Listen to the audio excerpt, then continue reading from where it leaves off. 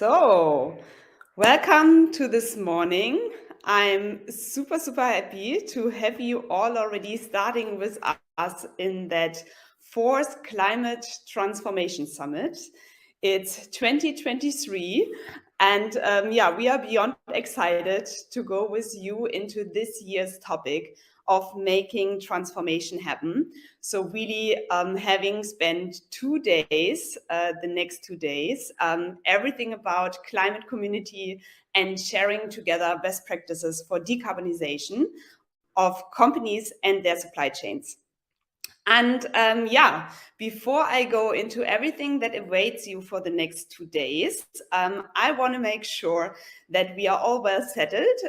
So first of all, I very much invite you to introduce yourself in the chat, as I see a lot of you have been doing already, because for us, the summit is really all about you. So you make it happen, that we come here together as a community and that you connect in the best way possible with everyone around, and that you have the possibility to exchange your knowledge, to learn from others, to grab a virtual coffee later, and maybe even meet us in person.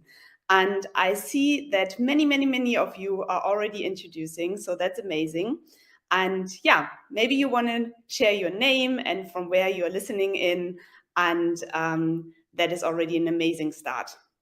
So I see Christopher, welcome, Christian, Julian, and Wiebke, Marie. It's amazing to have you all. And I'm sure many will also join in a bit, because it can be tricky to come into an online tool. So congrats to all of you, you made it. I assume that has been the hardest part for the next 2 days. And if anyone is still writing us emails or have issues, we are super happy to support. And I'm going to share in a bit more about that. But before we go into all these small details, let me also share with you why we are doing this Climate Transformation Summit. So we are a climate tech company from Berlin working on decarbonization of companies and supply chains. So that is the obvious connection. But why do we believe that it really needs this kind of community to address that topic? So we are super happy to have the summit with a wide range of different partners, supporters, speakers, workshop hosts, and whom we call climate pioneers, so companies providing solutions to address that challenge. And we very much believe that it does not need one solution, but like many of them. And for sure, it needs all of us to collaborate and work together to really come towards a climate transformation happening.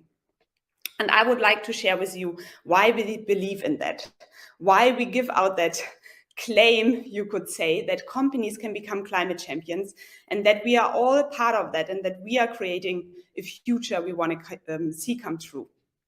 And the first thing I always love to share is that I never believed that companies can become climate champions. I always thought they are the problem. And then B, that has dramatically changed when I had the chance to see the first time really the science behind the climate change, behind the things we experience in the world, and like really see the facts behind it. That was almost 10 years ago, 2014, in my studies. And back then I had the chance to really study the IPCC report and see the data behind climate change. And what we were seeing, or what I could study back then, was really shocking to me, because I didn't know until then that we are really on such a fast pace to accelerate us out of everything we have experienced in at least the last 10,000 years, where we had a more or less stable climate, and that we have the chance towards the end of this century to really come beyond 3 degrees global warming. And I know that can be devastating, that can be shocking. It's hard to see that already 2050, we can have quite huge negative impacts worldwide. But I think it also gives quite a lot of climate power, because that is what happened with me.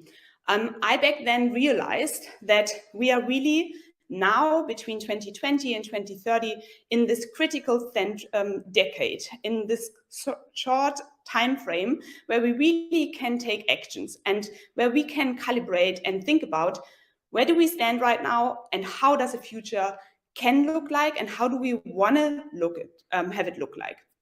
And we do see that there is still this time frame, even though it becomes smaller and smaller, and that we are likely to cross within the next 6-7 years the 1.5 degree scenario. But what I always love to highlight is it doesn't stop here.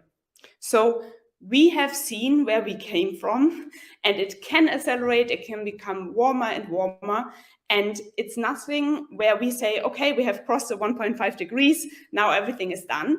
There are scenarios where it can go down again. There are scenarios where it can be steady. There are scenarios where it can go up a lot. So it's really on us. We see it's a curve, it's reacting to us, and we have the power to navigate it. And I do think it's also very important when we talk about climate to see that climate is not a topic in itself. It's not about CO2 numbers. It's not at all about offsetting.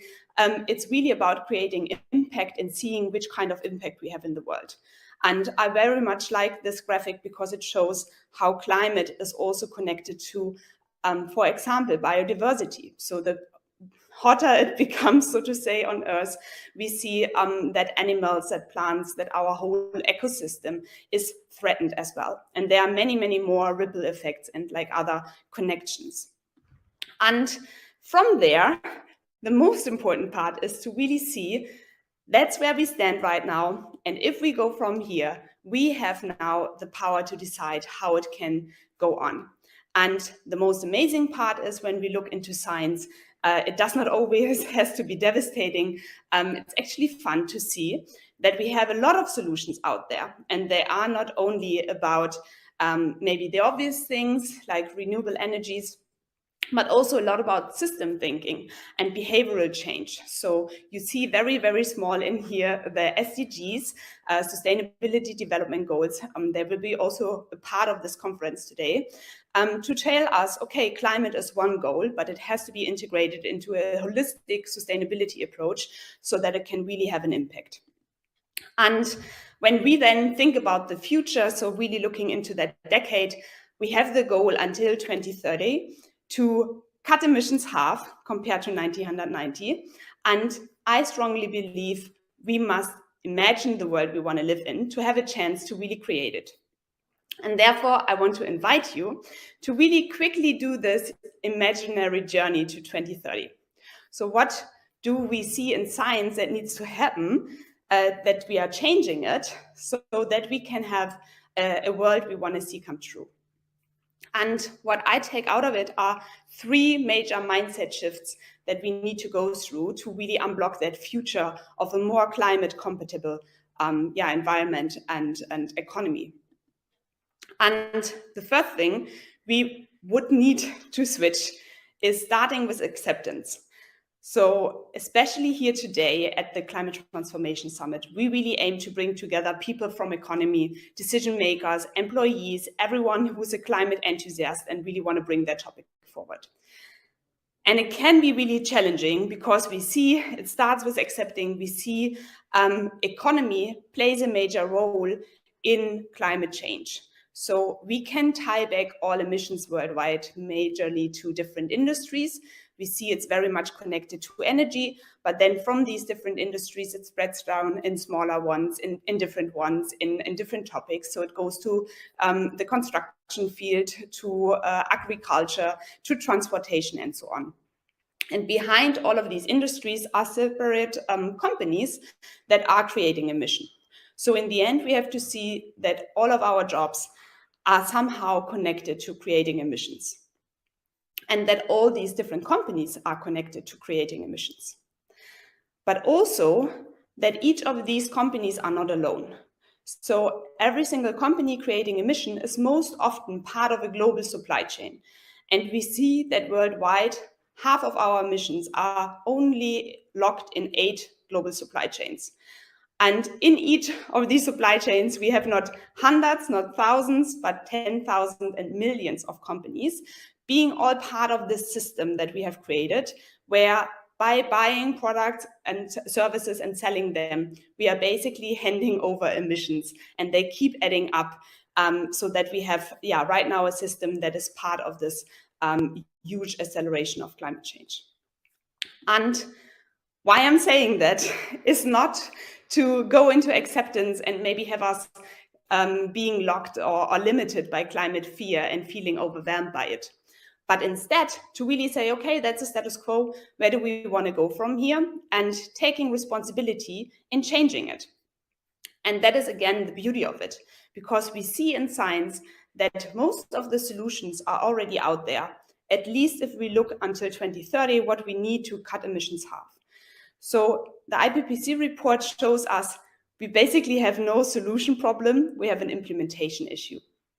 And we see that for all of these different areas, the different industries, there are already solutions out that have often a huge impact and low cost. So also when we look into supply chains, we see that for all these different supply chains, we have solutions, we have assumptions. We can see that until 2030, we could cut emissions, at least in the supply chains, by about 40% with low cost, relatively low cost. And we have solutions for going beyond that. So what is this third mindset shift we need to have is really going from acceptance to responsibility and then action. And this is where we strongly believe in a community taking actions and really creating together the future we want to see, and not limiting us in the thought of going to 2030, but really going beyond that, going until 2050, where we have the goal as a global community since the Paris Agreement to be at latest climate neutral. However we define that will be probably a lot of discussions in the next 2 days. So from this kind of journey ahead, introducing you to the summit, I hope what you take out of it is that we really see you all as part of this climate community of everyone being an individual decision maker and having the chance to really see where do I contribute, which kind of different climate relevant decisions can I take, how is my company connected to climate transformation, how can we transform and decrease emissions, and how are we also part of global supply chains and can maybe give our handprint a much bigger acceleration by also activating business partners, accelerating climate actions in supply chains, and thinking about how we take buying decisions. And this is what we hope to have brought in a very nice agenda so that we can tackle all these different topics. We have 2 days of interactive program.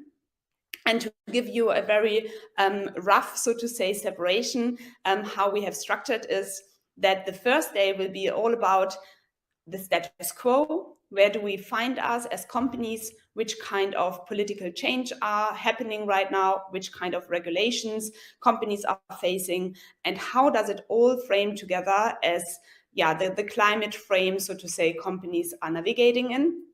And how does it also connect to sustainability in general? And how can everyone handling this topic right now in the company make sense of it, find their own team to work on it, and find the right tools and resources to take action? And then on the second day, we really go beyond that and say, okay, climate doesn't stop at your company's door. How can you activate all your stakeholders? If you did your homeworks and you have restructured maybe your own company or implemented first solutions, how can you activate your business partners, maybe your customers, your allies in one way or the other, to bring that climate journey outside your company and ideally spread it across the world into global supply chains? So these are the 2 days. And in between, you find every day a very nice introduction and keynote. You're going to find out soon who it is, or you already looked in the agenda. Then we have a main panel going into the overall topics of that day. And then it's all about getting active. So a lot of you have already registered for workshops. The people who didn't so far, you can always get support at the info booth, and I come to that in a second. And then in the afternoons, we have a fireside chat where we go really in the practical topics, where decision makers and practitioners from the field explain us how their role is changing, how they are contributing, what are their challenges. And then we have this year, for the first time, on today's evening, a very nice event in Hamburg and Berlin. So the first time that we are introducing in-person satellite events. And unfortunately, the Berlin one is already booked out. But the one in Hamburg will also be streamed here online. So you will have a bigger break between that. And if you like, you can join in the evening online for the satellite event also in Hamburg. And yeah, then we also have something that we started last year and got a lot of good feedback for that. So I already introduced it here. Again, you will have during the next few days more explanation to it. But we have a Climate Champion Award tomorrow afternoon. And basically what you can do is that we will ask all participants to vote for the best climate leader, supply chain transformator, and climate pioneer. So all our exhibitors providing solutions. So we will ask you, which kind of solution made the most sense for you, and you can show us by voting for it. And from here, as promised, I would give you a small walkthrough to the tool, not extensive one. You find most of the information in the handbook, but just to navigate you a little bit.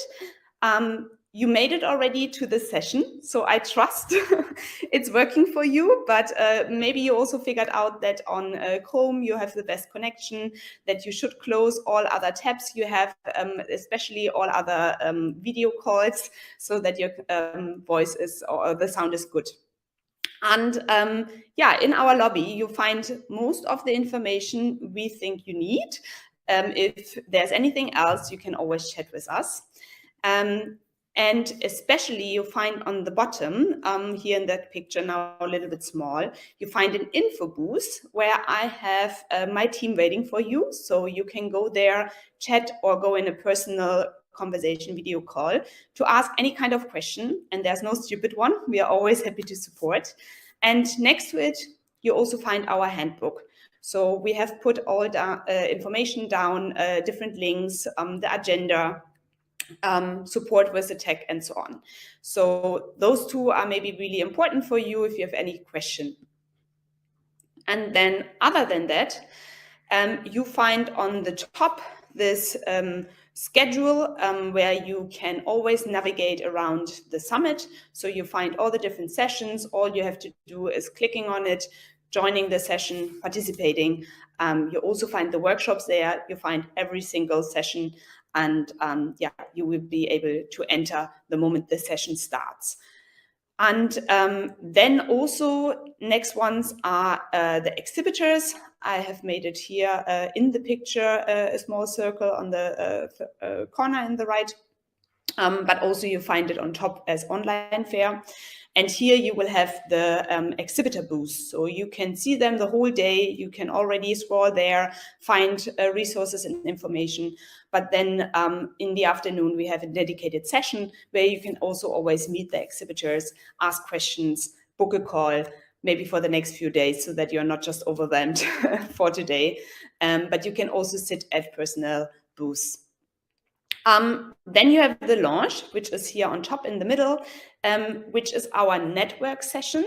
So you can use it at all times. There are different tables where you can sit at and really then go in a face-to-face conversation. But what we invite you specifically is that we have during the summit 3 times networking sessions. And when you join the launch in these times, it will automatically connect you with other people in speed networking. So a few minutes conversation, and then you see someone else. So we really want to make sure that you meet the most people possible. And then connected to that on the right upper corner as well, you can always see who's in the sessions or like who's online. You have your personal note. Here it gives already a red dot. That means you got a personal message. It's not a public one.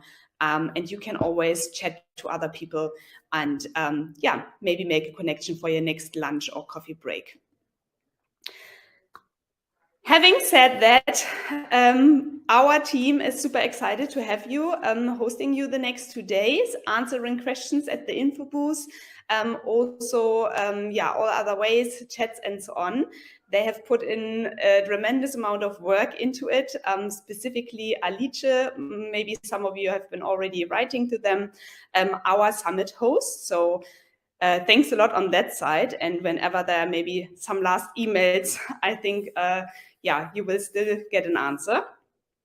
And from here, I think I just have to say a big thank you to all of our partners who really make the summit happen and support us with organization, with input, with speakers, with some workshops. You're going to find them again in the next 2 days. Spreading the word as well.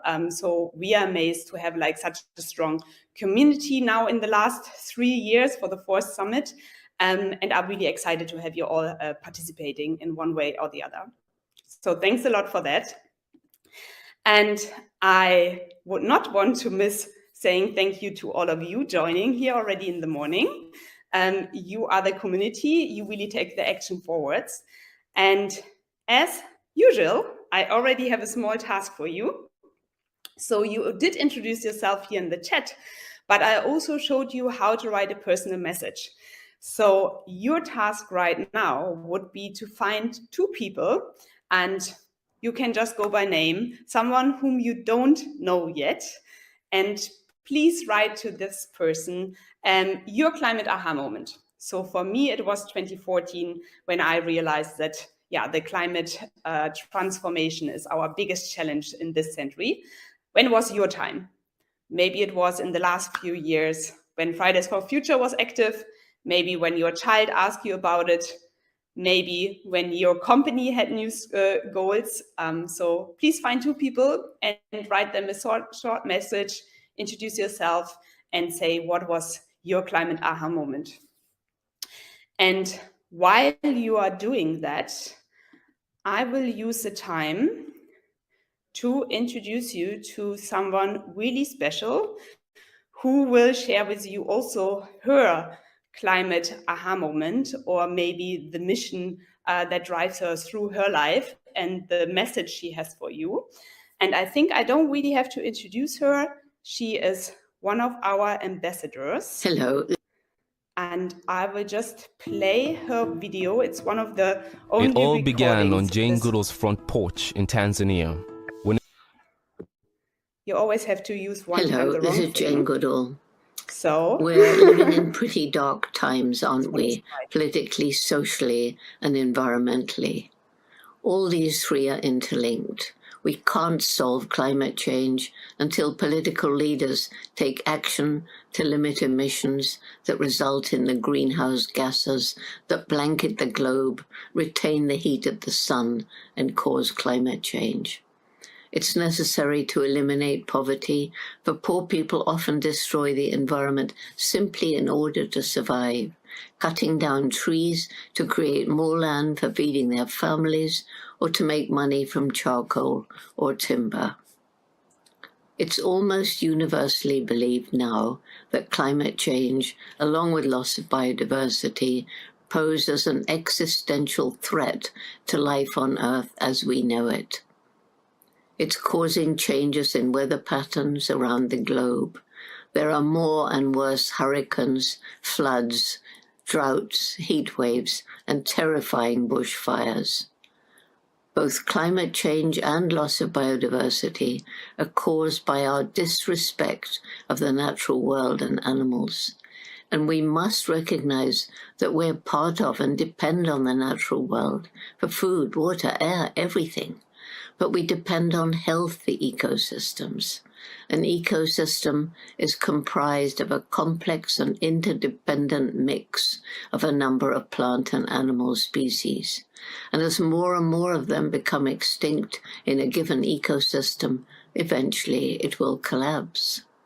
If we don't address these issues, if we lose hope and fall into apathy and do nothing, we're doomed, and time is running out for action. The responsibility lies with governments, businesses, and individuals. One problem lies in the fact that there's the crazy idea there can be unlimited economic development in a world with finite natural resources, and these are being used in a very unsustainable way, as well as the fact that we have a growing population of humans and livestock.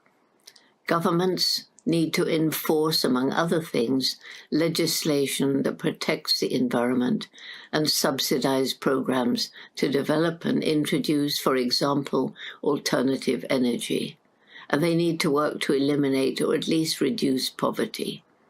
Businesses for too long have put the need for short-term gain ahead of protecting the natural world for the benefit of future generations. Instead, it's vital that their operations are conducted ethically with regard to the environment and the treatment of their staff and local communities. And it's vital that they work towards zero emissions. And what about the rest of us? Unless we're living in poverty or under a repressive regime, we can play a vital role as consumers, choosing what we buy. We must find out if its production harmed the environment, was cruel to animals, or is cheap because of unfair wages. And if that's so, we shouldn't buy it. Consumer pressure plays an important role in moving business towards ethical practices. We can walk, cycle, or use public transport when possible. We can save electricity by turning off appliances when not in use. We can plant trees or support our organizations that protect forests and the environment and wildlife. We can vote for politicians who are prepared to support legislation that protects the environment and the well-being of their citizens, and the well-being of animals too. Perhaps most important of all is the support and education of children, because they're inheriting a damaged world, and they need all the help we can give them. The Jane Goodall Institute's own program, Roots and Shoots, is for young people of all ages, from infancy through to adulthood and beyond. It's now in 68 countries and growing with hundreds of thousands of groups. Its main message is that every individual matters, has a role to play, and makes an impact on the planet every day. Each group, as a way of understanding the interconnectedness of all aspects of our problems today, chooses 3 projects, one to help people, one to help animals, one to help the environment. They discuss what they can do, roll up their sleeves, and take action. These young people, once they understand the problems and are empowered to take action, are so passionate and energetic that they give me the most hope for the future, along with the resilience of nature, our incredible human intellect, and the indomitable spirit that drives people to attempt the seemingly impossible and so often succeed. Thank you.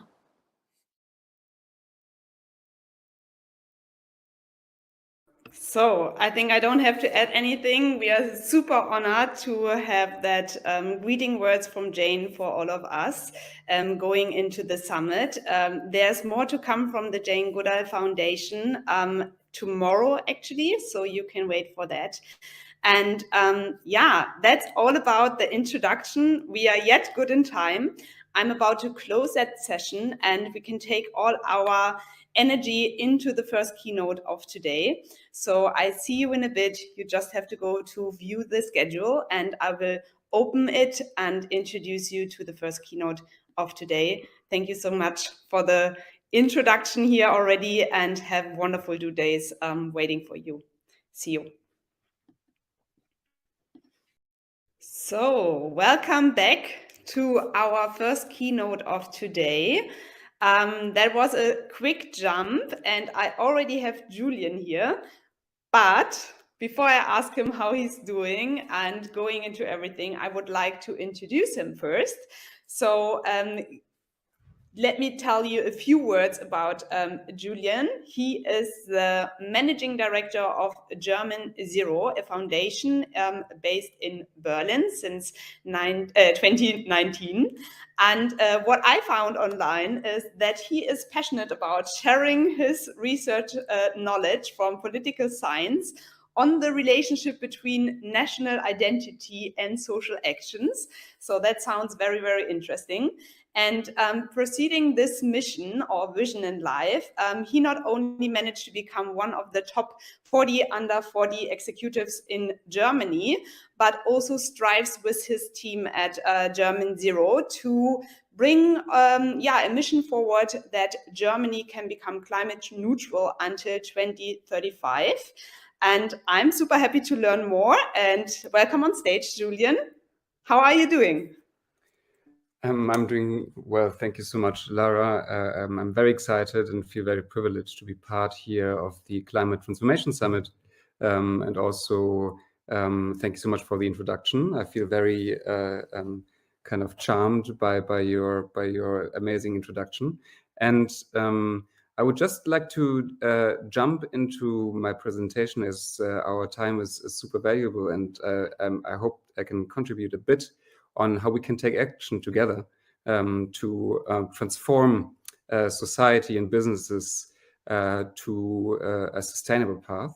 And my take would be mainly to show a bit, let's say, take an overview perspective, following up on what you have started on, talking about what the problem is very briefly, because it's pretty obvious. Secondly, what the challenge is, in my view. And then thirdly, what possible solutions are for us as citizens, as entrepreneurs, as leaders of companies. So first of all, very good for me. I would actually hide from stage so you have the full visibility. I'm gonna follow the chat, whatever comes in, and see you back in a bit. And excited to learn more. Thank you. Thank you, Lara. So first of all, Lara has already perfectly explained what the problem is. By the way, the keynote from last year was elaborating perfectly well on the problem, so I will keep it very short. I mean, you all know this graphic, and this shows what the difference between a hot year and the climate crisis is. And you also have seen Lara's graph in a long perspective. So just to give you an idea, maybe in terms of heat waves, what the problem is. At the moment, we are on a course of 2.7 degrees for 2100. If we only comply with what is pledged within the context of the Paris Climate Agreement. The problem is we do not live up to those pledges at the moment. And we are currently clearly on a path more above 3 degrees, in the worst case to 4. In this case, you would have massive heat waves making the area 1,000 kilometers north and south of the equator uninhabitable. As you might know that if you stay outside at a temperature higher than 40 degrees with a higher humidity than 60%, you will not survive longer than a couple of hours. And if somebody doubts that thing, I advise you to do a kind of a medically supervised sauna experience. So just do a steam sauna at 40 degrees and then figure out whether this is true or not. So this is a big problem, and we all know that there is a big challenge ahead. And one thing that we maybe also illustrates how fast we have to move is having a budget perspective. So mainly what we have as a challenge is using the remaining greenhouse gas budget wisely. And what you see here is how we have consumed that budget in the past. The red area on the left top shows you that we have used from the 51 to 2000, roughly 760 gigatons of CO2 equivalents. And in the only last 20 years, so from 2001 to 22, we have used a budget of 693 gigatons. So the same budget that we consumed previously over the course of 50 years. If we take the Paris Climate Agreement seriously, we have only 282 gigatons left that we can use, and that implies that we have to cut our greenhouse gas emissions by half within the 30s. So Lara referred to the crucial next 70 years. But it also means if we take the Paris Climate Agreement seriously, we have to become climate neutral by 2035, which is way earlier than most governments planned to achieve climate neutrality. And that also means that clearly we need compensation, but in addition to everything that we need to reduce. So technological innovation is key in any case, but it comes in addition to drastically increased path to net zero. Just to give you one example how this would look like for Germany, this is a classical case for an industrial or kind of an industrial country where most emissions have been caused historically. And what we see here is that at the moment, the ambition, which is seen as the residual in the dark blue area, is not sufficient to comply with the 1.5 degree limit. Moreover, we also, and you might know these graphs, we track the actual development of greenhouse gas emissions. And what we see is that even the insufficient ambitions of the pledges by, in this case, the federal German government, have not been complied with. So that means we have kind of a double level problem of ambition. The targets that we have set are not sufficient to comply with the Paris Climate Agreement. And secondly, we even don't comply with these insufficient targets. And this is a picture that we see in most countries around the world.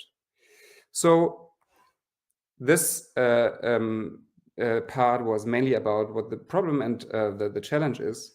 Now I would like to talk a bit about solutions that I see from a public policy perspective, but also in regarding how we can foster cooperation with companies. My claim is that there are three types of challenges that we all face. One is regulation. Roughly 80% of the emissions are indirectly or directly caused by regulation.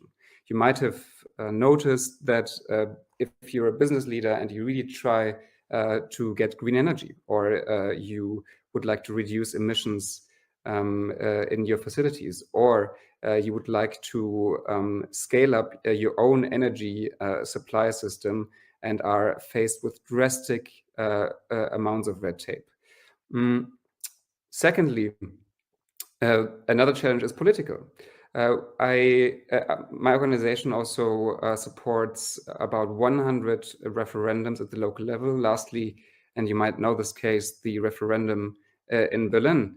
And what we saw there, that we received quite a few of no votes based on the informed decision that there is no clear opinion on that this is really necessary.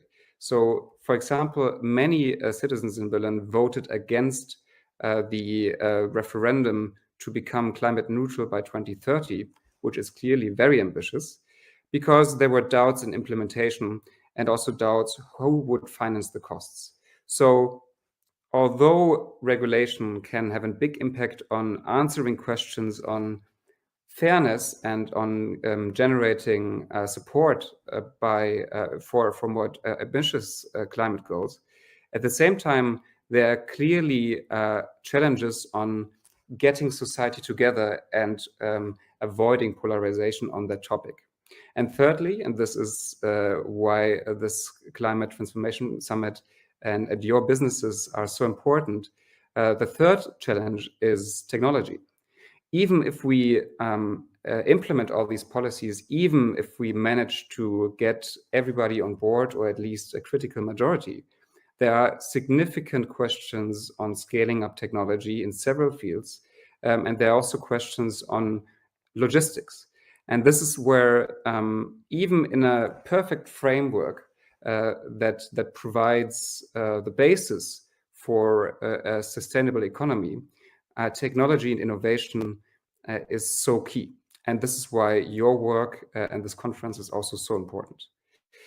So a short notice on who we are. So I'm representing an NGO that is non-partisan, generating solutions that are for free and non-profit. And we do three things. First, we design a regulation that is complying with the Paris Climate Agreement. Second, we are scaling up a citizens lobby as one of the elements that, in our view, is missing to really address the first and the second challenge, so the regulatory and the political challenge. And thirdly, we are building up a grassroots movement at the local level, the Local Zero Network, which drives municipalities to net zero. We are 30 full-time employees, and we empower 1,200 volunteers at the moment. And finally, what is important to us is that we always have a constructive, impact-driven approach. That means if we criticize something, we always have a solution. So mission one, how do we challenge regulation? The main problem is not necessarily that politicians are bad people, but that they do not know how to address regulation that provides a systemic approach on the climate crisis. Our political systems are usually mainly shaped in the 19th century and have clear sectors. That means that there's a spokesperson for transportation. There's a person who is responsible for social affairs. And there might be another politician who is responsible for agriculture. The problem is it is all interrelated. And this is where politics and regulation gets at a level where it doesn't really systemically react in the right way. And this is why we designed a 1.5-degree legislative package that can, in significant elements, be also applied to other countries. We're currently working on a database that makes this possible. And it looks a bit like a house. So what it basically has, and Lara was referring to that, is that the core of the house is the transformation to renewable energy. At the moment, 1/3 of greenhouse gas emissions is caused by the energy sector. And this is heavily important for businesses, for the industry, but obviously also for transportation if we transformation mainly to electrically powered vehicles.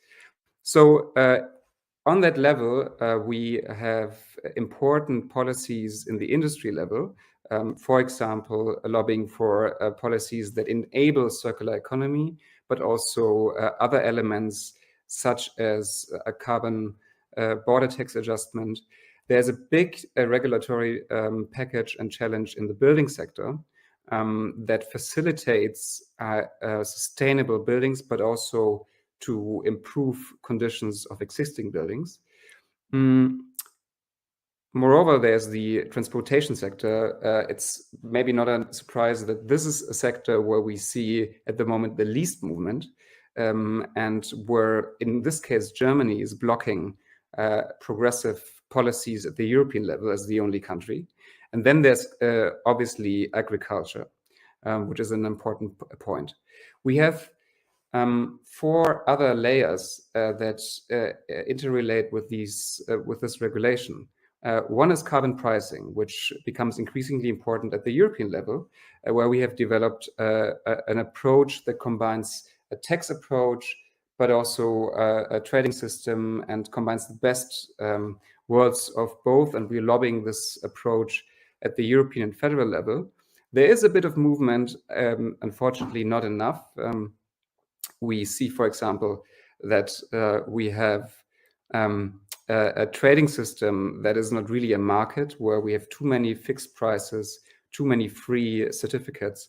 And that's clearly something that needs to change, and where we need a strong lobby, also from the industry, in the sense of demanding a framework in which it is possible to transform supply chains and businesses.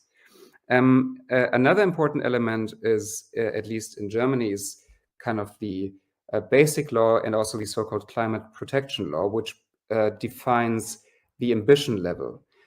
So most debates are usually about these targets, but as you might know, the targets are not really the critical element, but more the question of how to implement those targets. So the lower elements, the foundation of the house.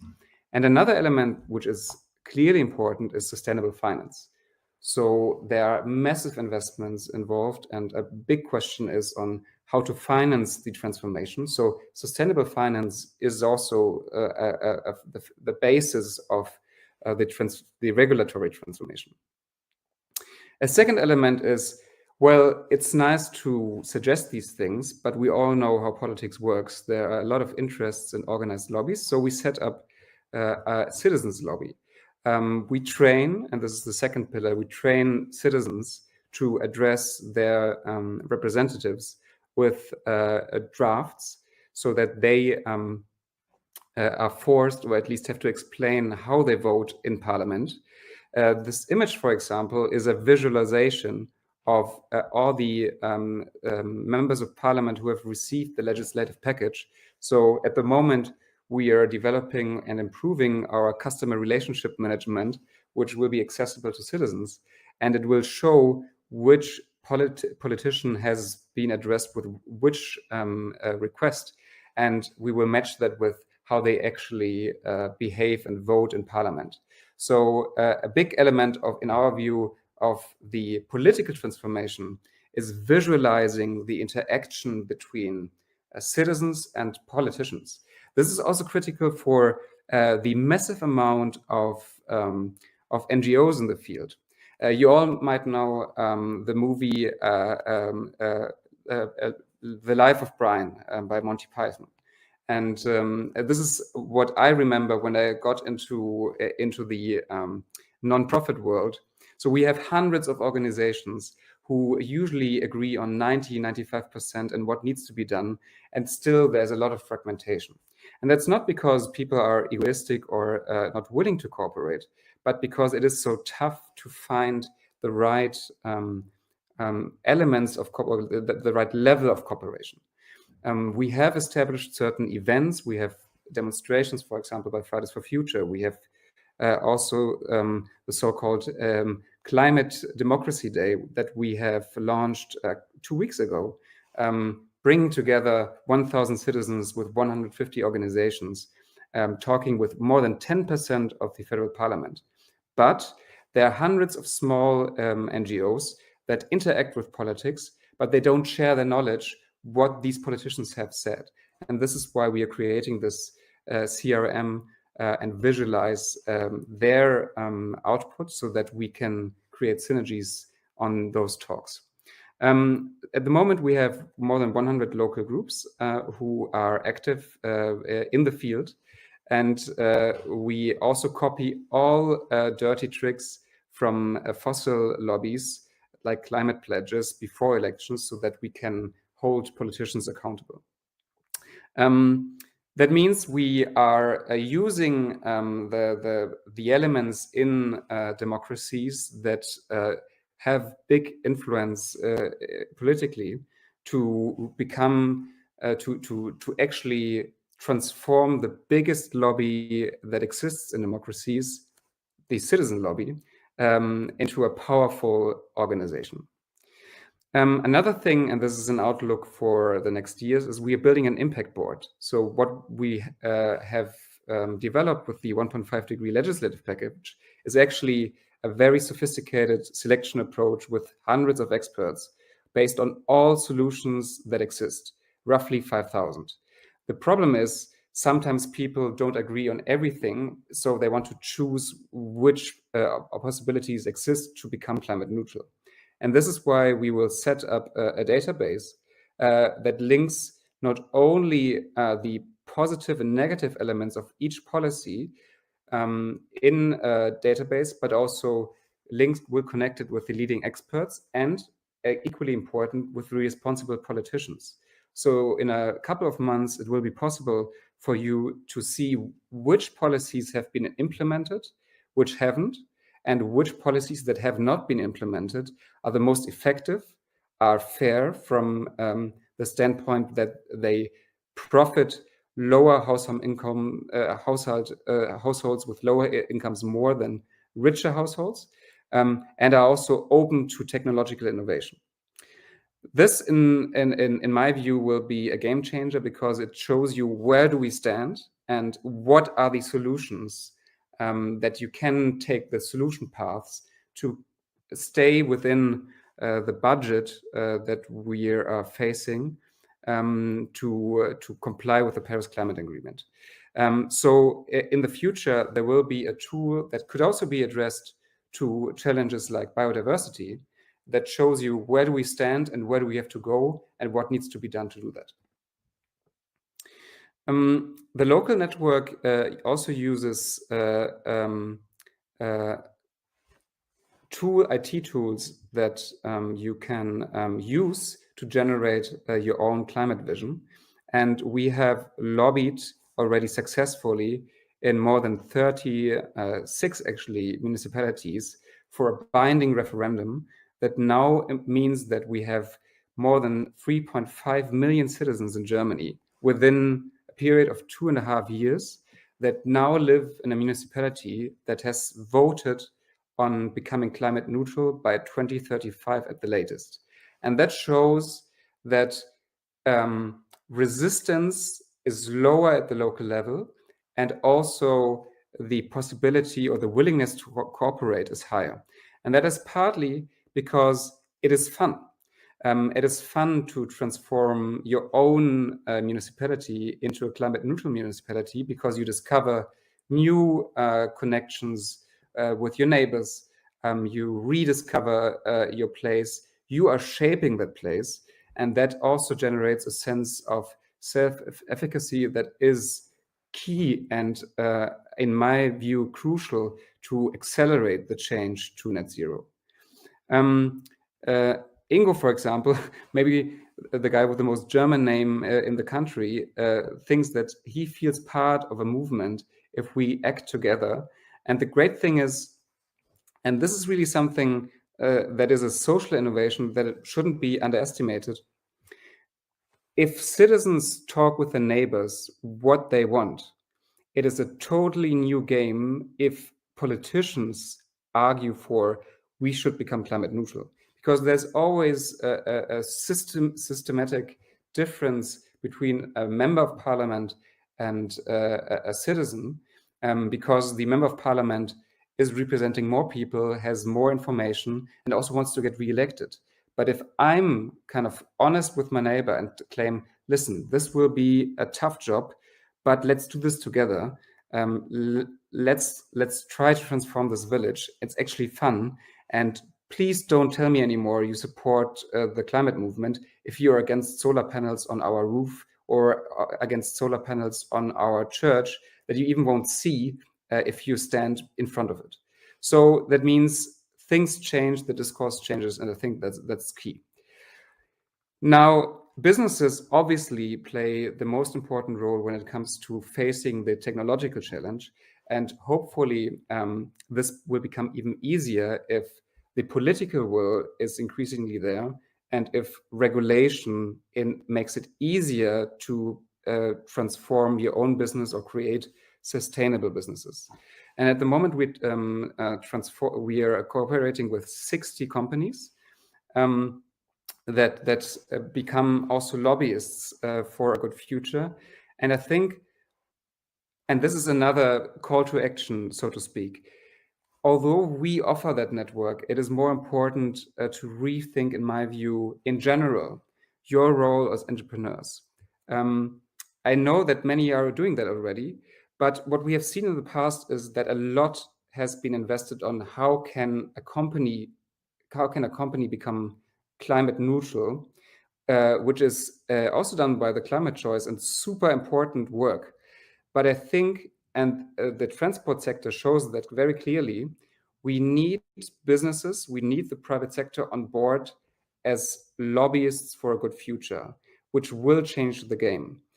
It is important that citizens promote their interests, but it is also important, in my view, that companies as institutions speak up to lobby for regulation that doesn't only directly influence them, but also influences the overall framework for a green economy.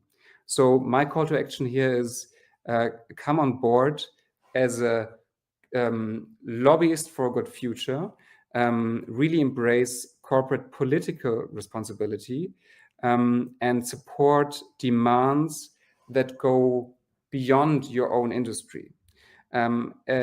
Industries and companies are heavily important and are a key element in the transformation.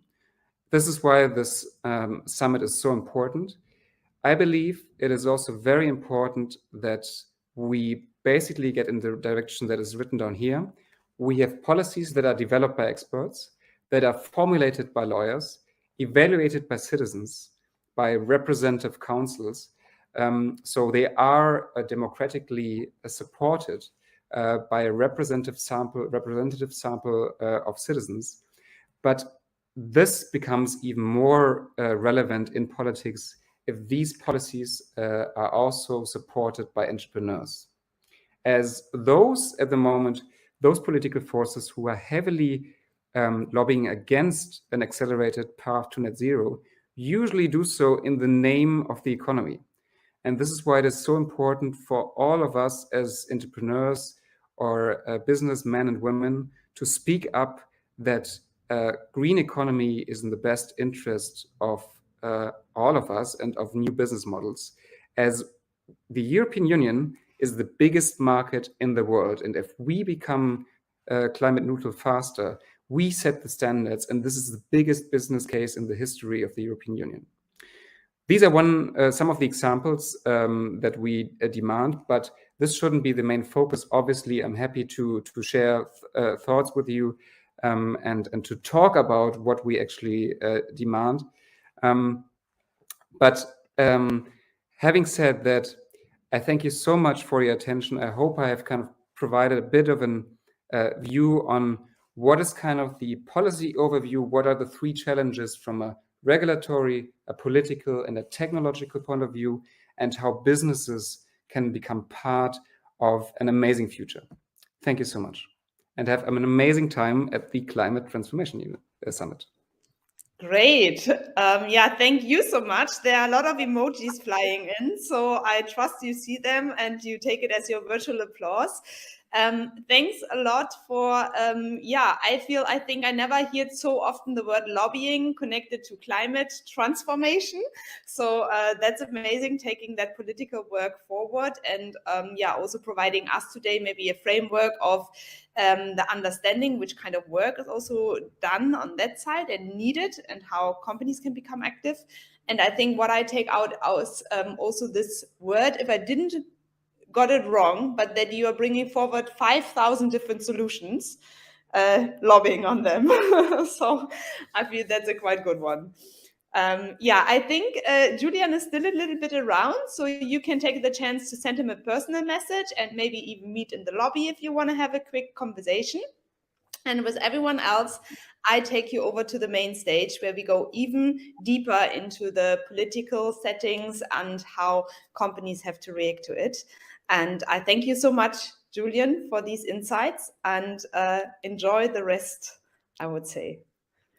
Thank you so much, Laura, for having me, and all the best for the conference. Thank you. So, welcome back to this fireside chat. We are happy to already have here a full round on stage for you, and we're gonna start into it in a bit. We are super happy to have already quite an interactive morning. We started with a keynote and main panel. You have been in workshops and very engaged right now at the online booth as well. And now we have actually a very exciting fireside chat where we go into climate neutrality and beyond. So in the morning, we have been already touching on climate transformation, the political frameworks, but now we have 3 experts in our moderator Yvonne joining to really go into their experiences and unpack the whole topic. And we have Yvonne, first of all, with us. You see her picture. Actually, we have a little bit an issue to get the camera going, but I think her picture looks amazing. And most of you have probably met her all around. So maybe in virtual, a round of applause for her to stay in line and bring her moderating voice. So on her side, it's more a podcast, I would say. But before I hand over to Yvonne, I would quickly like to introduce and honor her from my side. So we are super happy to have Yvonne, as she is a chairwoman of Baum e.V. and a leading partner of the summit as well. And she's an expert in climate actions, but also in climate measurement and all the regulation frameworks that are coming up. Not only because she's also part of an advisory group for the EFRAG. And beside her work in climate transformation and sustainability reporting, she's amazing in leading networks and building bridges between innovators and companies. And therefore, she brings forward the mission of I'm wrong in that. I would say maybe a climate-friendly economic, that I can say better. And is a leading expert in sustainability practices. So with that, I would say, Yvonne, welcome on stage. We are happy to have you. How are you doing? Pretty fine, thank you, Lara. So it's a question of nerves sometimes if you deal with technical devices. And so am I today, because I traveled from Leipzig to Hamburg today, because we have a satellite event this evening also here in the Hamburg Harbor. And just yesterday, we had a huge conference in Leipzig with 250 attendants on sustainable finance and transformation finance for environmental friendly, but also just transition in general, if we consider the sustainable development goals. Yes, and as such, I'm very happy to host this session today. Climate neutral and beyond is the topic. And we want to elaborate how climate strategy is connected to corporate sustainability strategy from a broader perspective. And we will find out challenges with you together, the audience, but also the experts, the panelists, the exquisite panel that we have composed today. And we'll find out best practices, how climate can be integrated into sustainability management as a whole. And we have an hour to do that. And if you allow me, Lara, I will directly jump into this session. And I suggest... Sorry? Thumbs up. Sorry, you're more than welcome. Perfect. Thank you so much. And the speakers today are, and I start with our men, Steffen Kück, Lead Communication Advisor at Ørsted, a company which we will visit also later on in Dockland in Hamburg. Sabine Schelander, Co-Head of Sustainability of Greiner AG. And Paula Caballero, she is Regional Managing Director of the Nature Conservancy and the inventor of the Sustainable Development Goals. And we discussed earlier on that we will start with that holistic perspective as the initial point, because it is such an honor to have you today here, Paula, because we know each other since some years when you visited Germany for a peer review of the German sustainability strategy, and you shared a lot of experiences, perspectives, and views upon that, how we are dealing with that here in Germany, embedded into the European Union. And as we see, we are now halfway to fulfill the Agenda 2030, at least on a time scale. We should talk about that first, maybe, because this is also setting the scene a bit for, in terms of pressure, ambitions, and what you observe, what's happening. Is it sufficient enough, yes or no?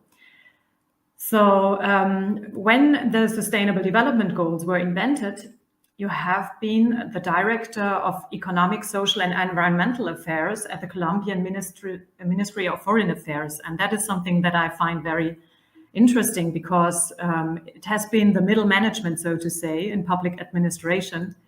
And that was your role to co-invent that with others together, that spectacular new concept, which is the complete opposite as it is perceived also in general public. Because when we see, I've been to Saxony yesterday, there are some regions where the Sustainable Development Goals, for example, are considered to be a kind of, woke politics. And since the adoption of 2015, we try to describe what the revolutionary approach was of them. So the opening question for you would be, if in an interview you said that the Sustainable Development Goals are revolutionary, being a blueprint for breaking with a status quo, do you consider we take them yet serious enough? Thank you. And first of all, I want to thank the organizers of the Climate Transformation Summit for inviting me today, and my fellow panelists and yourself, Yvonne, for inviting me to be on this particular panel. So thank you, and thanks to everybody who's joining us today. The question you ask is very pertinent, because I think that the SDGs have an enormous promise of transformation.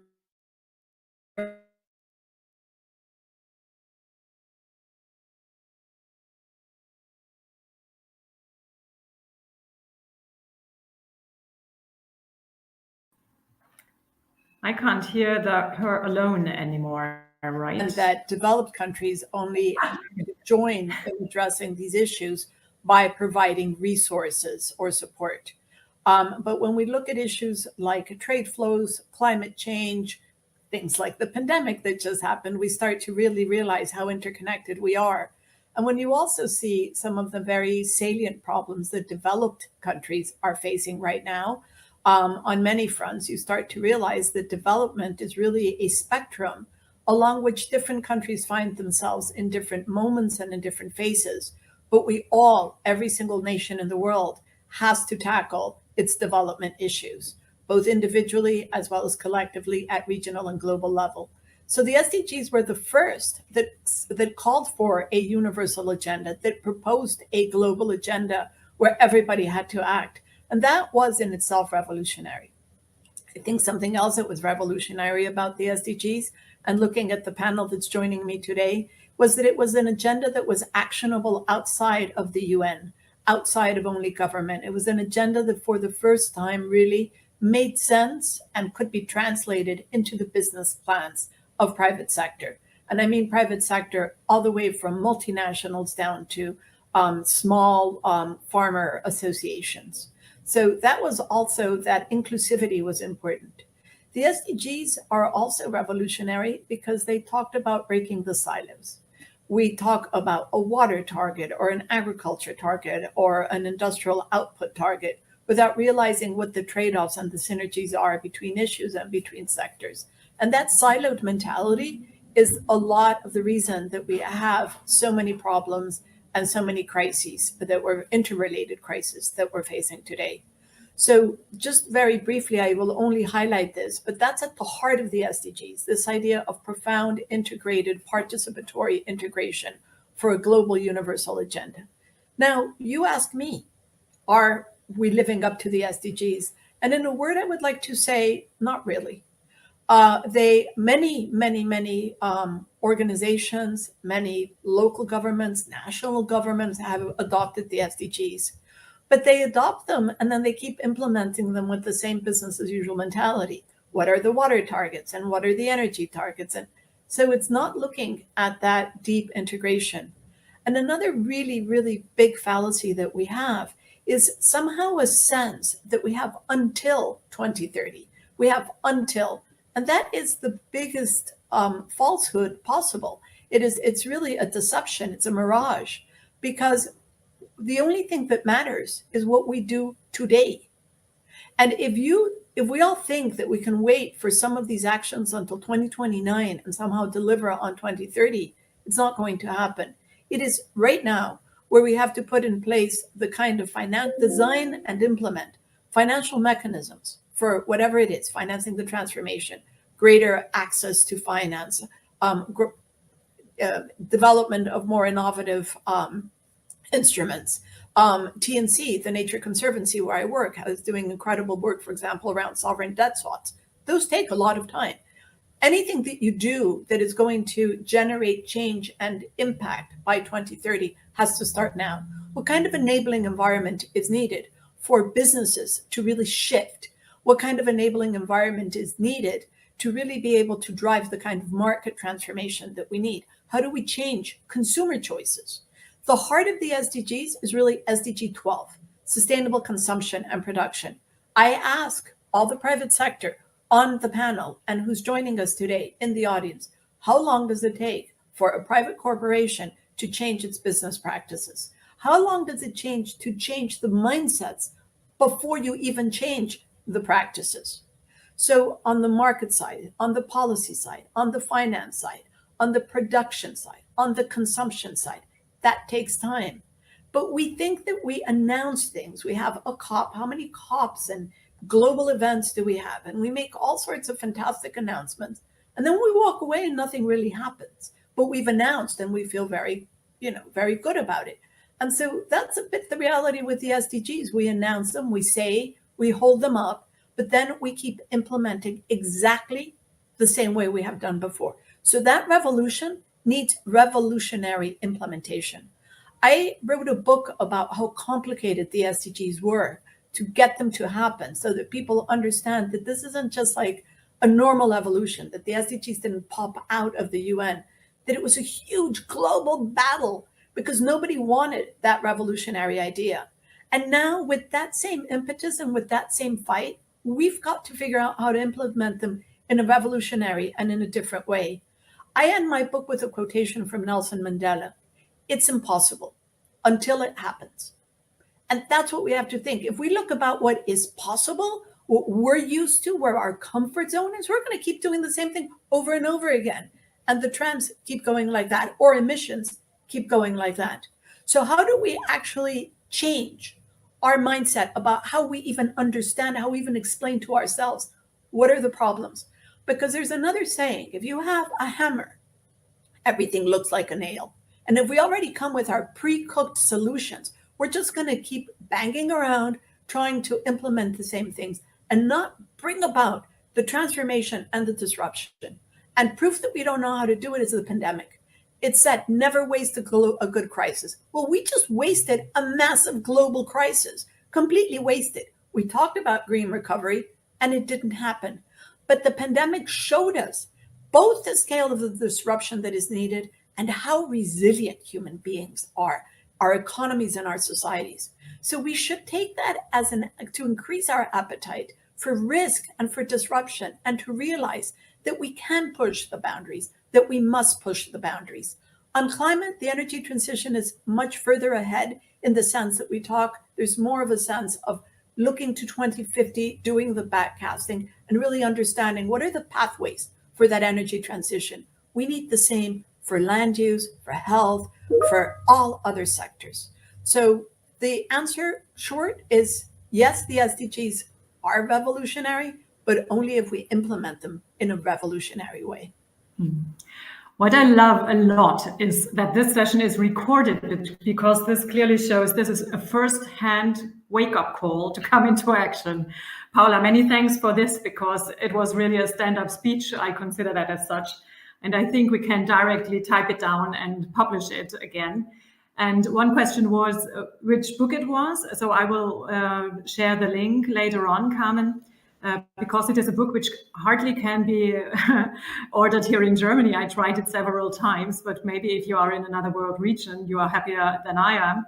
And it is for sure pretty readable and worth reading because it is so anti-colonialistic and so anti-imperialistic as it can be, because it was coming and initiated by another world region where it is the bottom-up perspective for how we can become sustainable in our developments.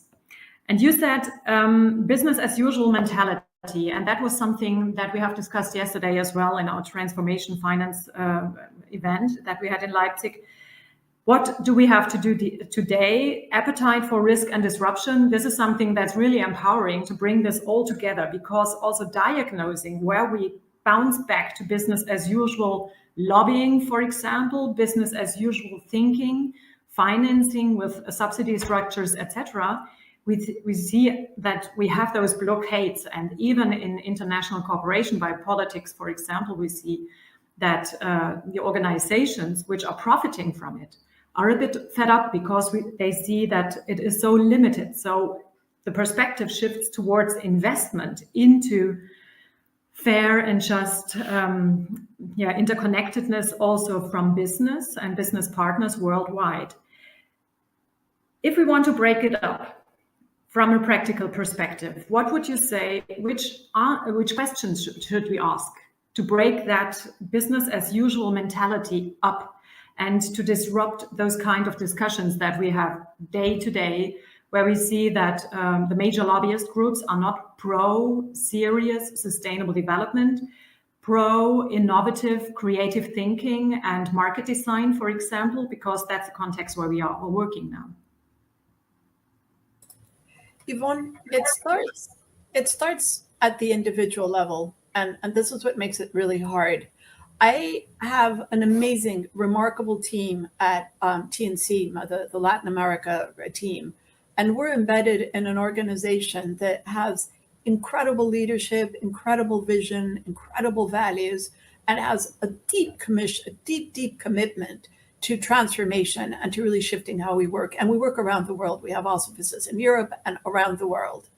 And I see how much we have to struggle every day with all of that impetus, with the incredible technical muscle that we have, with the absolute commitment at all levels to transformation and to really bringing around these really massive big shifts. We struggle every day to make sure that we're not falling back into business as usual mentality, that we're not reaching for our hammers, that we're really asking much more difficult and probing questions, that we're not looking at just root causes, but at the interactions between root causes. And we find again and again and again that we fall back into that comfort zone. So the answer is that we have to, if we really want to shift, we have to, one, be able to look at the kind of disruption we want and to do planning processes, to do the strategizing and the strategy development processes with an eye to that disruption and asking ourselves the difficult questions of why have not things changed? What needs to change, and what is not possible, as I said, but what is needed. And I think for a lot of private sector, many companies have made a shift and some years ago adopted corporate social responsibilities and are now moving into ESG frameworks. We'll have to go much beyond that. It really has to be about transforming business plans. And at TNC, that's what we're looking to do. We work with small farmers, we work with indigenous peoples, but we also work with huge multinationals across the world and around the world. We are a very good partner of corporations that really do want to make that shift. But we see how difficult it is. But there has to be that commitment on the part of corporations of understanding, of being willing not to change, but to understand that the long-term return on investment is predicated in this global world with increasing degradation, not of environmental resources, but of those essential resources on which our long-term growth is predicated. Being willing and being able to revisit the return on investment and understand that when you have that short-term vision of just short-term gain for yourself, for your company, for your sector, that is where we're locking in pathways that are going to lead us to completely unsustainable from an economic, a financial, a political, a social, and an environmental space.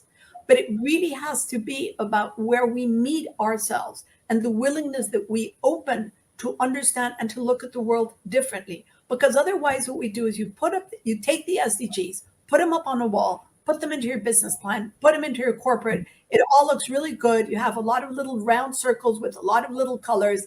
Yay, we're doing it. Or you go to a COP and you stand on a panel and you're all with the big boys and the big girls and you say all these great things, or at Davos, and everybody looks and feels very important and very intense. And then nothing happens because we've just predicated and said and announced, but we haven't done the homework. And the homework begins at home. The homework begins in looking at what is the mindset with which we're saying that we're going to work on this or change this or shift that. And deep down, we don't want to change. Deep down, there's a lot of comfort, a lot of inertia, and a lot of incumbency. So looking ourselves in the mirror is a really, really good first step as individuals, as corporations, as government, as a global society.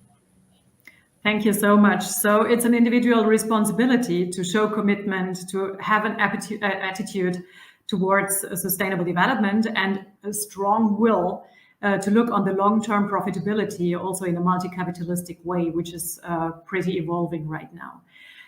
Thank you, Paula. So a very good example we will see now with Steffen Lück, who made, not as a person, but as a company, a very impressive transformation as a Danish oil and natural gas company, becoming a wind park and renewable markets infrastructure company in 1 decade. And that is something I found astonishing while I did my research and read a bit through the company's site. And yeah, we would like to look a bit on the beyond part now of climate and climate neutral and beyond. So Paula already mentioned we have the decorative SDGs, sometimes also in the company reports. How do you deal at Ørsted with the SDGs in your sustainability strategy? Yeah, first of all, also hi from my side. Good to be here again after last year's premiere. I hope I can live up a bit to Paula's right standards for sure in terms of what we did as a company. The SDGs, I guess, saying that also for many other companies out there, are basically a basis for what we did, especially in the beginning when you look at what is important in terms of sustainability. And we as an energy company specifically also, of course, had in mind to combat climate change. So SDG 13 is probably the one where we had the most leverage to do something about. We have about 19 programs now when it comes to sustainability, and at least 4 of them try to focus on that combating of climate change. So SDGs were a basis of that. But as Paula also mentioned, that's the beginning, right? And you need to create this awareness of what are the topics that are important for you to go through a transition, to go through a business transformation, but it then also plays a big role of how you act. And what we did is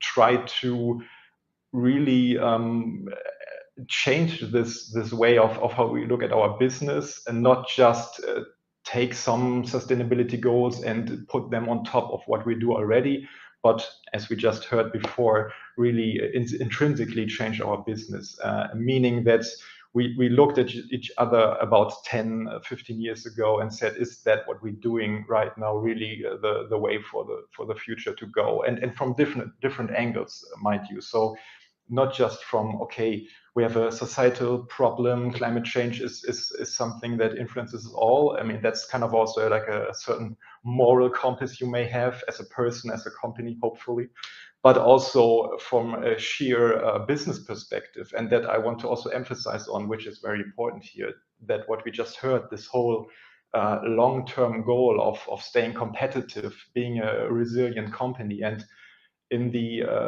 late 2000s, we were at a point where we were not seeing that anymore, being a company that were heavily relying on fossil fuels, and thought about the fact that this is not the way how our portfolio can look like in the future. So what we did was basically saying we need to get rid of that business, phase out of that business, not just with small steps, but very focused. We took a lot of effort in developing a technology, offshore wind at that time, which hasn't been matured, and we were really willing as a business to say we go into that. And we heard before leadership was very important. Also saying that for us, I cannot understate how important leadership is. A leadership that is not just looking at sustainability as this fancy thing you kind of need to do because your shareholders or whoever expects it from you, but also because you are personally certain that that is the right thing to do. And we were lucky, I guess you can also call it luck, to have at least two of the last, and certainly also our current CEO, to be at that forefront. You know, to come into a business and say sustainability is something we need to ingrain in what we do. And I'm repeating myself here, but not just use it as a blueprint and put it on something existing, but consider sustainability in everything you do. And I hope, or I'm pretty confident to say that we are at that point nowadays. But yeah, it took us about 10 to 15 years, and it was certainly not an easy path. That's also something maybe to underline here. It takes commitment, a word we also have used, a mindset. Certainly, you need to take the people on board. But if you are then on this journey, which we are still on, you see a lot of dynamic that is kind of, I don't know, naturally developing in your company, because the people you have on board already, or the people you hire, are really willing to be part of this journey, which is a driver in itself and creates so much change. And so this whole relying on business as usual is not even a consideration anymore if you have so many people that are willing and want to make a change. So that was kind of our last 10 years, or yeah, maybe a bit more than that now, what made the change. Yeah. And if you should mention the major success factors, because we heard so several right now. So I would derive focus, for example, or leadership. Was it also leadership by the organization, or was it really the individual perspective and leadership? Individual, organization, internal factors, external. I mean, how much time do we have? But I guess mentioning a couple of points.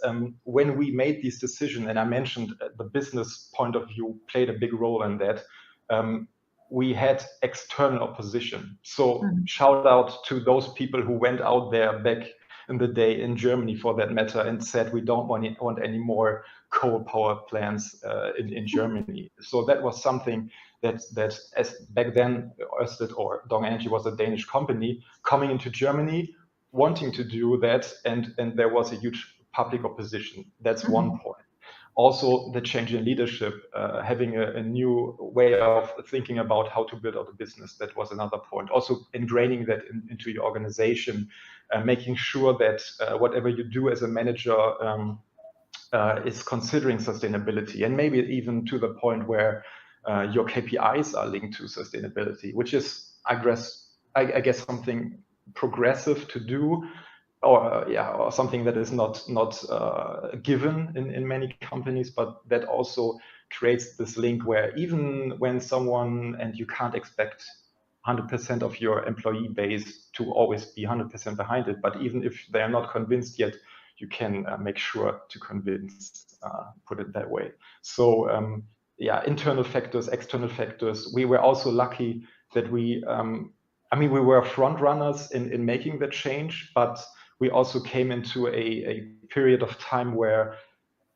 timing was certainly right. I mean, the whole development of offshore wind, if we look at it now, it's seen as a major staple of the German energy transition and also worldwide. So seeing the need for that technology, seeing the, I mentioned shareholders being quite interested in investing in green companies. So then having these proof points already obviously gave us an advantage. So yeah, it was certainly a mix of internal and external factors. And we were, looking back at this, I guess a bit surprised about our success, without kind of patting us on our back too much. But when we said we need to switch to green energy, we were expecting to do so by 2040, somewhere around then, because we weren't even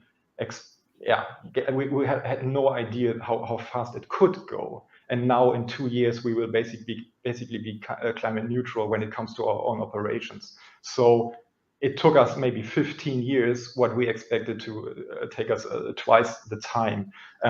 Just emphasizing on, if you really focus on it and if you really put all your effort behind it, it can accelerate very quickly and kind of grow exponentially in a way. Maybe a slow start, certainly some down times also, and some very dire times, certainly. But then if it really works, and we were confident it would, then it at one point just accelerates and exponentially grows, and we came to the point of climate neutrality, or will come to that point way quicker than expected.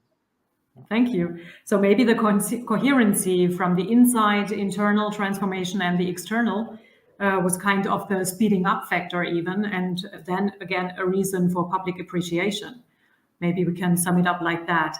So Steffen, I would like to draw your attention to one or two questions, or one question which is in our Q&A section. How actually does management at Ørsted include SDG related topics in daily business? Maybe you can answer to that while we proceed with our dialogue and take on stage and into focus Sabine Schelander, co-head of sustainability at Greiner AG. So, and now in my research on your website, I was very happy to be addressed directly as Teresa, because you write there, or Greiner writes there, hello progress, all for the future. So that is something enthusiastic, which speaks also of very positive attitude.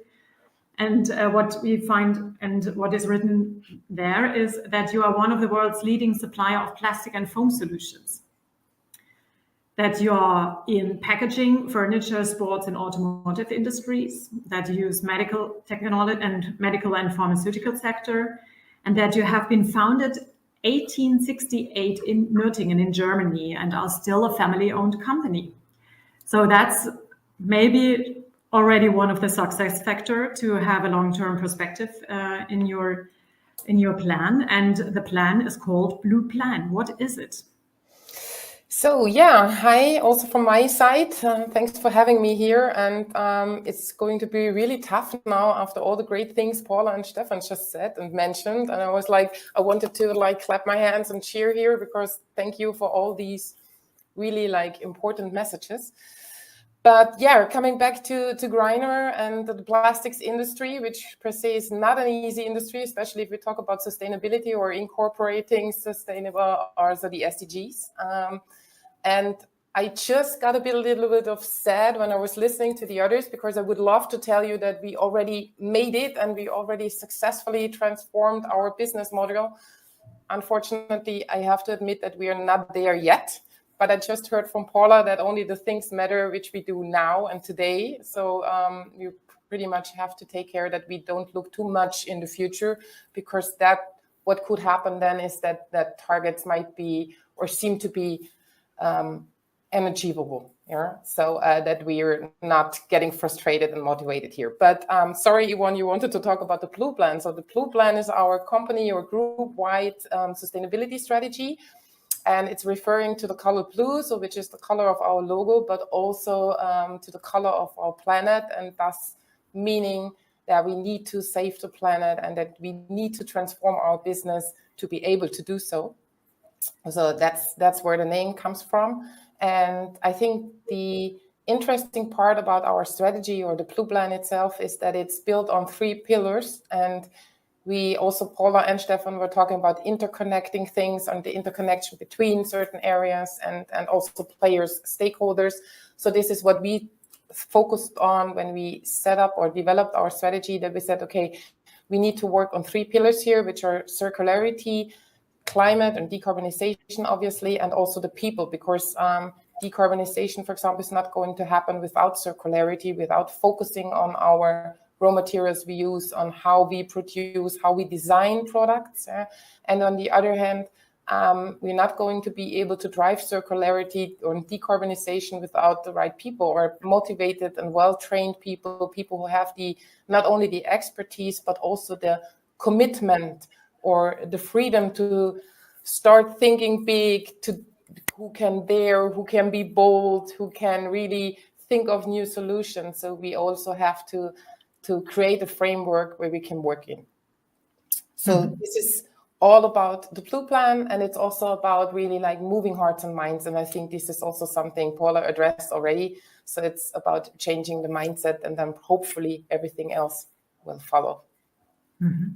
And I saw that you have operations in over 30 countries, 11,000 people working for you. So that's already a big stakeholder group in itself. And I was wondering, how are you going into stakeholder dialogues in so many countries? Because if we consider the Sustainable Development Goals and taking them serious, I would imagine that you need 30 sustainability strategies for Greiner. How are you doing? Yeah, definitely. I mean, the first and probably most easiest thing to do is travel and speak to people. So I'm really trying to be on the road. I really try to visit all the production sites, although this is not working because we have many. We have over 60 production sites and over 130 or 100 something entities worldwide. But it's really about talking to the people, interacting with them.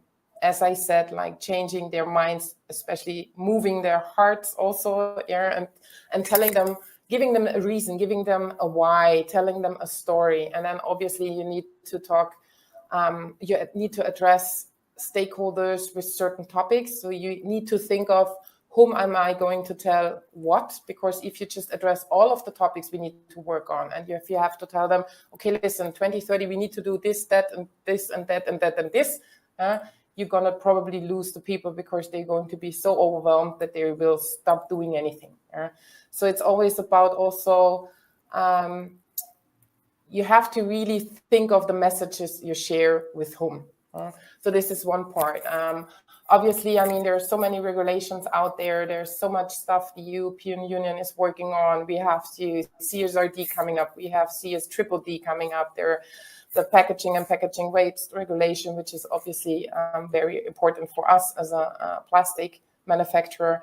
So you also have all these like laws and regulations. You have the SDG as a framework. Yeah, we have our own strategy, our own targets. We have our values we're working on. So there's so much stuff going on and so much messages we need to spread only within the company. Yeah, but also we need to interact with other stakeholders, like external stakeholders. So that's pretty much explaining what I'm doing the whole day, talking to people, doing some translational work here, trying to slice the elephant. I don't really like that term, but it suits very well here.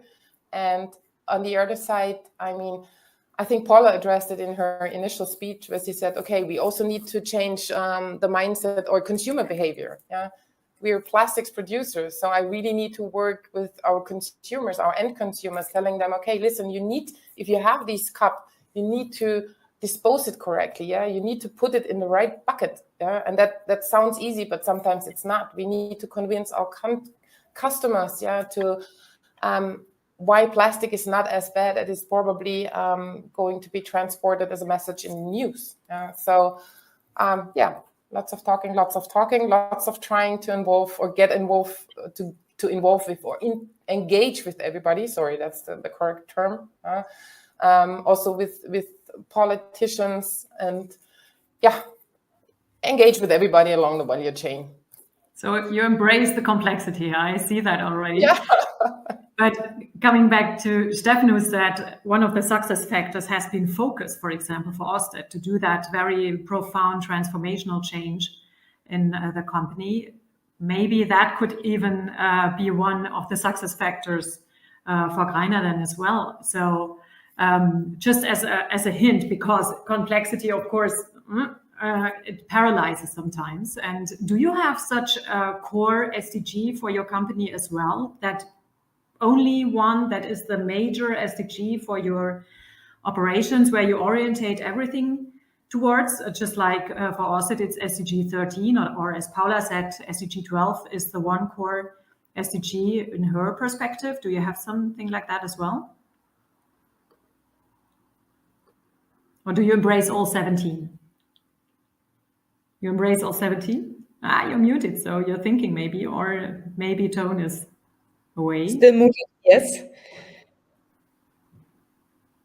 I'm not sure if Steffen got that he's the Sorry, I thought you still wanted to address this to Sabine. I'm sorry. And maybe just to put it into perspective, when I said we have this core SDG 13, that was certainly something we could begin with, really being an energy company. That's, like I said, where you have most leverage. But now we have much more than that, because throughout the development of our company and throughout the development of our sustainability work, you can then get into areas which haven't been maybe not your focus at the beginning, because you also don't have the resources yet to You embrace all 17? You're muted, so you're thinking maybe, or maybe tone is away. Still muted, yes. I'm not sure if Stefan got that he's the Sorry, question. I thought you still wanted to address this to Sabine. I'm sorry. And maybe just to put it into perspective, when I said we have this core SDG 13, that was certainly something we could begin with, really being an energy company. That's, like I said, where you have most leverage. But now we have much more than that, because throughout the development of our company and throughout the development of our sustainability work, you can then get into areas which haven't been maybe not your focus at the beginning, because you also don't have the resources yet to care about those. I mean, also, again, looking at the audience, mid-sized companies, smaller companies, you can't tackle all of them. So look at maybe one or two you can address at the beginning. But over the years, of course, like I mentioned, we have now 19 programs, and they influence all kinds of levels of sustainability. So that focus on one becomes much more widened, well, over the years. And maybe to get to that question, Yvonne, you asked before we headed over to Sabine, in terms of what we do to kind of enable or encourage our leadership or our management teams. We do try to actually link performance, if you can say so, to sustainability, meaning that we have a so-called short-term incentive saying that we set a certain aspiration for 2030, and how can you as a manager or with your team contribute. And so to also then specifically link your performances, whatever you do, with, for example, the CDP climate score, and say that whatever you do as a team or a department, whatever section you work in, that has actually some sort of scientific basis for KPIs behind it. And so it's a combination of like sustainability KPIs, a climate score. We consider how much can the departments contribute to reducing CO2, which is also then linked to their managers' performance. Again, not all of them, it always depends on which department you're working in, but then maybe others you can certainly contribute to social sustainability, a field that we have still a lot to do in, quite frankly, and that is something that is kind of our next, or not our next, but something we need to put much more focus and emphasis on. For example, the whole gender equity, gender balance, especially in the energy field, that is still way out of balance. And that is also something managers need to take accountability for, which we want to make sure in their specific KPIs. So yes, focus, specific KPIs linked to sustainability, and last but not least, also creating an awareness for sustainability and for what you do, because you can't expect, and I think I mentioned the term transparency before, you can't expect to have everyone on board. It's such a vast, complex field, sustainability is. And we try to, within our company, also create awareness, transparency, educate actually our people on what we're doing, with also topics that maybe not everyone has any connection to yet. And that could be something, for example, such as protecting biodiversity, which I may say also something about later on. But so it's kind of threefold, I would say, to focus. Thank you. As we are running out of time, and I would like to give once more to Paula the word, because we had some questions in the Q&As looking on change of mindsets. In all your dialogues, what do you consider to be the nudge towards change of mindsets within the system that we are working, doing business, doing politics in general? Can you give some advice as a very last motion? Sorry, Yvonne, just under how we change mindsets? Yes, and what are the success factors to nudge the people to change the mindsets? Well, I think how can we incentivize that? The first is perseverance. It's what Stefan and I think Sabine have alluded to. This doesn't happen overnight. As we say, this is for the big-hearted and the heavy-hearted. This is a long-term battle, a long-term effort. And anybody looking for quick returns and quick results is not going to get them. We have to start, as I said, with ourselves. And if you really hold up that mirror to yourself, you will realize every day how much you yourself are falling back into your old behavior patterns. So it's the question of really being able to interrogate permanently yourself and the systems around you, because you are part of a system. And then there's other systems that you're trying to change. To be able to really interrogate them all the time, to understand what needs to change at its root, what needs to change, how can I shift? The other is that we think that we change mindsets by convincing people. The environment movement has made that mistake for decades. But how can you not care about biodiversity? How can you not care about? And it becomes a sense of my values against your values, and I'm going to convince you somehow that my values are really important, or the way I equate the world and the way I see the world and the way it adds up for me is what matters. And we have to take a step back and meet people where they are and make a business case. I was talking about the return on investment earlier. What is the longer term return on investment? What are the co-benefits? What are other factors within a bigger system that a company or a locality or a community belongs to? What are other co-benefits and other issues around that make part of that bigger system that they're probably not thinking of? That if you put on that SDG lens, you start to see it. But that doesn't happen overnight, and it does not happen by itself. So you need visionaries, you need leadership. And I think what we're missing around the world right now is real leadership, visionary leadership, leadership that perseveres, leadership that can inspire, leadership that can lead. Mm-hmm. Thank you so much. Can I quickly add something, Yvonne? Of course. Yes. Or are we too late already?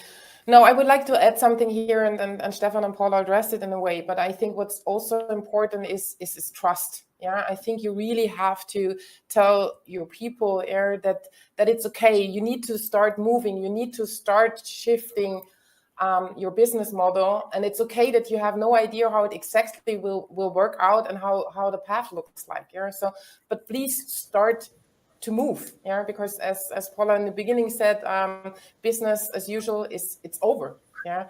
But to enable people to do so, you need to create trust in the first time, or in the first place, because otherwise, I mean, there will be trial and error phases. Yeah, there will be ideas which will not work towards the solutions we're all looking for. Yeah, but people need to get going, need to start trying, and I think this is also an important topic.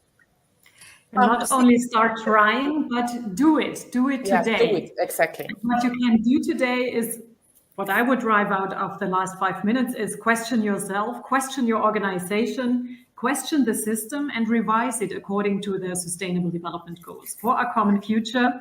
Thank you for this session. Thank you, Sabine. Thank you, Paula and Steffen. And I hand over to Lara back again. Yeah, thank you, everyone. I think I had just the honor to hang in a little bit and support. So thanks, everyone, also for joining us live, right? So you can always have some issues, but I think it worked out perfectly. And thank you, Yvonne, for managing us through the session. I think we still have a little bit buffer time. So as I still have all of you on stage, we might want to answer one or two more questions from the audience, if that is fine with everyone.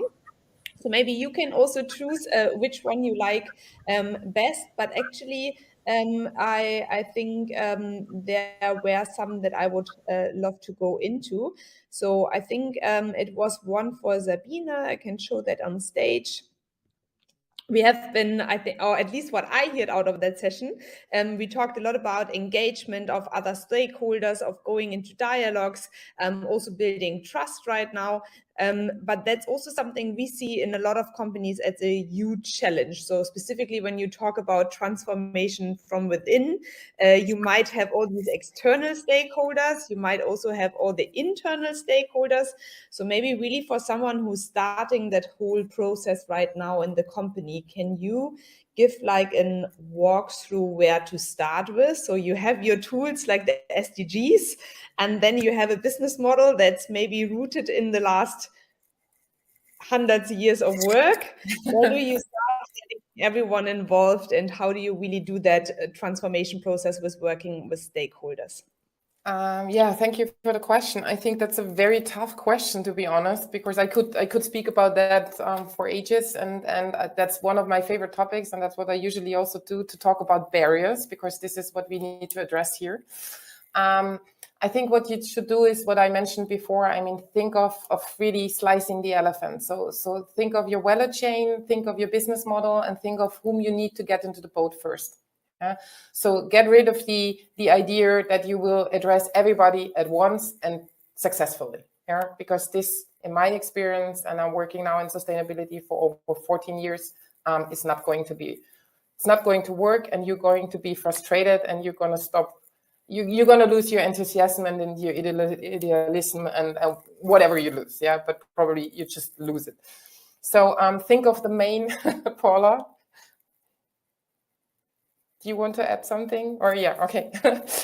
So I think you need to have a clear picture of whom to approach, who are the main ones, and who are probably, where can you build on or create alliances? Yeah?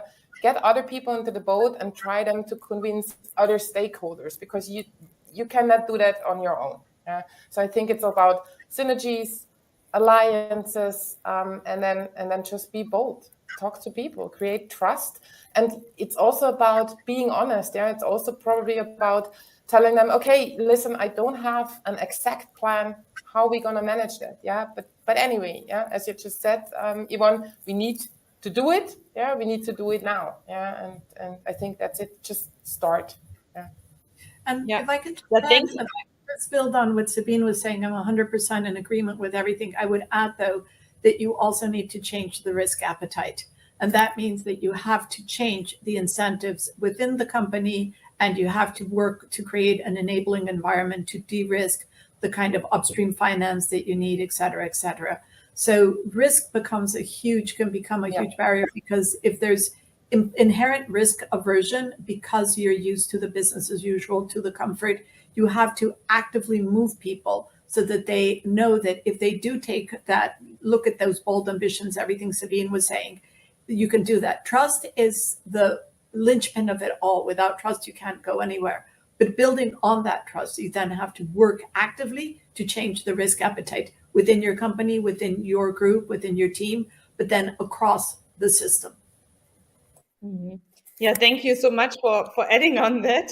And actually, that would have been also a question I would love to hand over to Yvonne as well, because she did such an amazing job in moderating. But I think risk and climate, that's very much a topic Yvonne is so much working in. So maybe what do you see, like where companies are risk averse and how we can help them overcome it? Like, is it collaboration? Is it more knowledge? Is it just doing it? Like, how do you think we can build bridges to really go into actions and be not so afraid and maybe have climate fear stopping us? Oh, it's not only climate fear, it's fear in terms of nearly everything.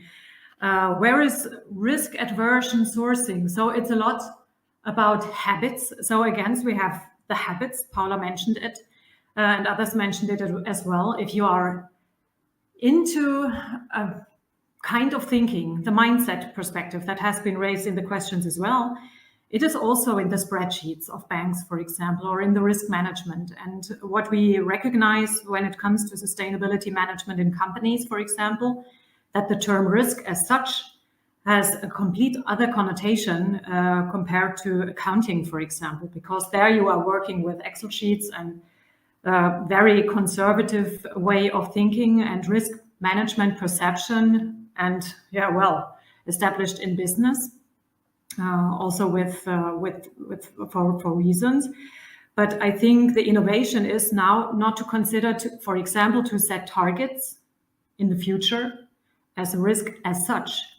And that was the discussion in the last years when we have established in Europe a sustainability reporting scheme and regulation where accounting firms, for example, told companies it is a risk to set a target in the future because the risk lies within that you don't reach your target. And that is a reputational risk.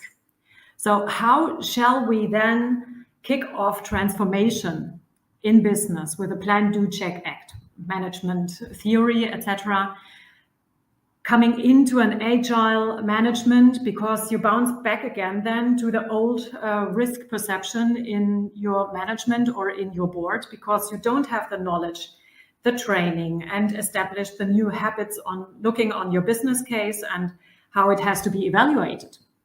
So that is a very broad issue to raise competencies and to develop competencies, not only theoretical ones, but also in practice, how you can implement that into your daily business. And that is then a communication field again, as Sabine told that. So the biggest and most important stakeholder group, that's your, not only the employees, but your management, your boards, the investors, the loaners, the general public that evaluates what you do.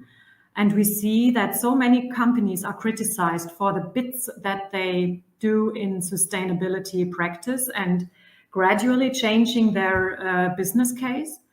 And those companies who are not transforming at all and doing no reports at all and showing no ambitions at all, they are kept calm in the dark. So they are not criticized for not moving and not initiating anything and not doing anything and not questioning whether they have to report publicly. And the companies that are proactive, they claim that we need those public spaces to showcase how companies improve.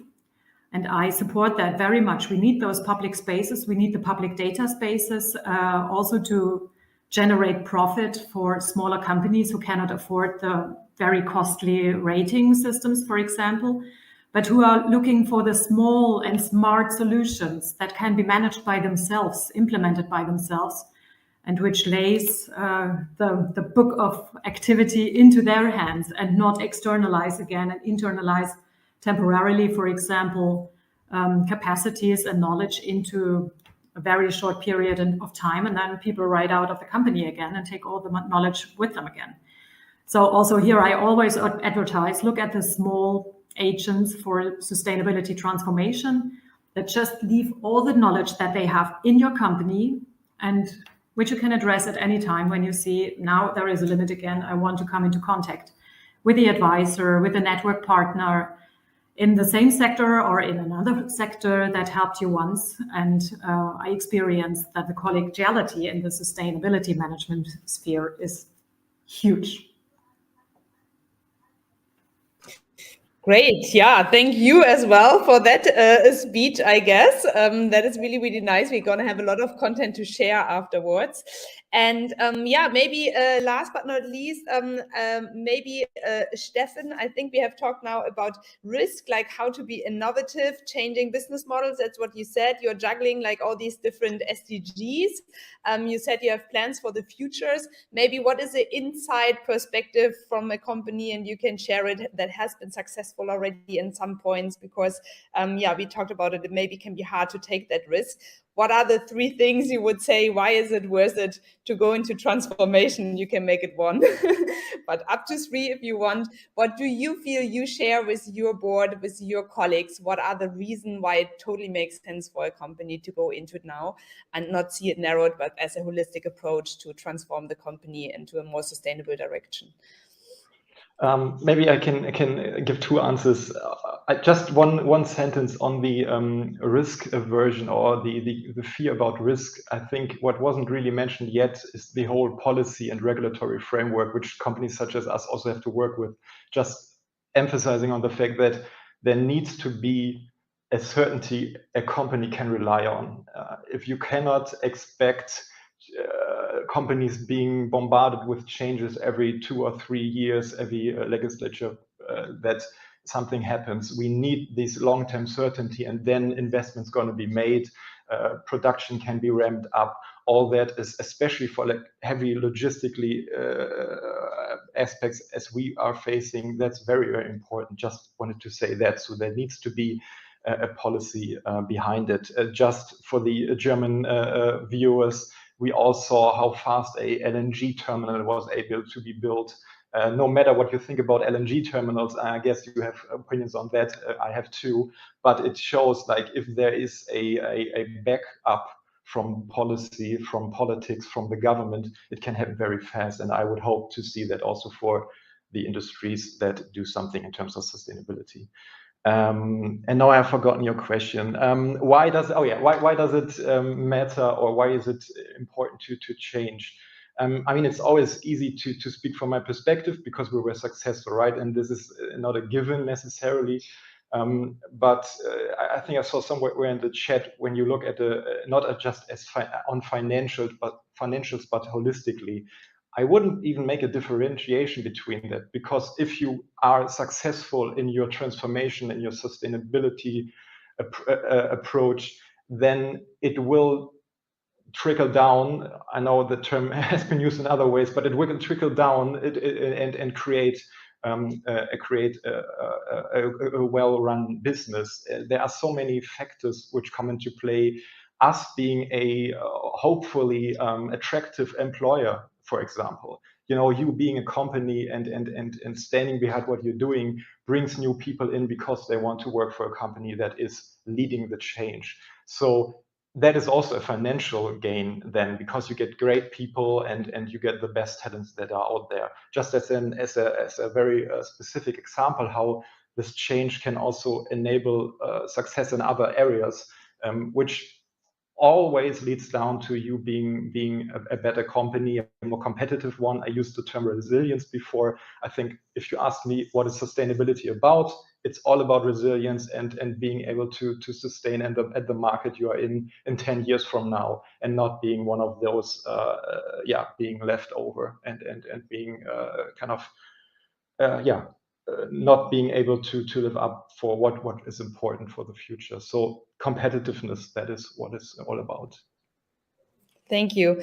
We're a little bit over time, but it's good you have the host with you. It's not your fault, it's mine.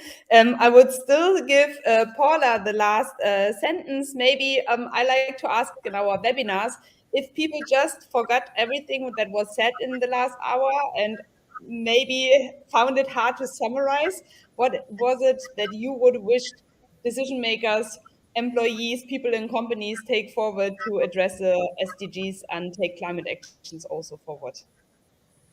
Thank you, Lara. It's a very simple equation. Sustainability means that natural capital, social capital, and economic capital are mutually reinforced and grown. And that is a minimum through your actions, your investments, your products, your policies, whatever it is. You do not grow one at the expense of the other. Ideally, you grow all three together. That's a simple formula that everybody can take away. Thank you for that, reminding us of the triple bottom line, I would say. And yeah, with that having said, thanks a lot to the panelists. Thanks a lot to Yvonne, everyone who's in Berlin, who's in Hamburg, sorry. We also have a satellite event in Berlin, but Yvonne going to be in Hamburg. You can meet her in person. Otherwise, you can also screen later online. And now we have 3 more minutes until our last networking session starts today. I don't know, I invite also the panelists to join if you like, and then maybe someone gets lucky to talk to you. So all you have to do is, I'm going to close a session in a bit, and then click back to the lobby, go to the launch and join the networking. It's going to start at 4:05. It will be a 5-minute one, a quick one, so that we can meet back at 4:15 for the last fireside chat. So thanks a lot, and make sure to meet someone interesting in the speed networking. See you soon. Thank you. Thank you, everyone. Bye-bye.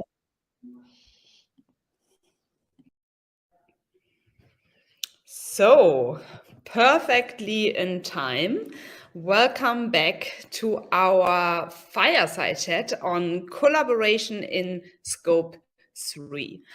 I'm super happy to have you here on this wonderful afternoon. And after such an, I would say, exciting day so far. And we have started the morning already with a main panel on Scope 3. But what I assume we have done is really just opened the box of Pandora. And we talked a lot about the challenges that are all involved in Scope 3.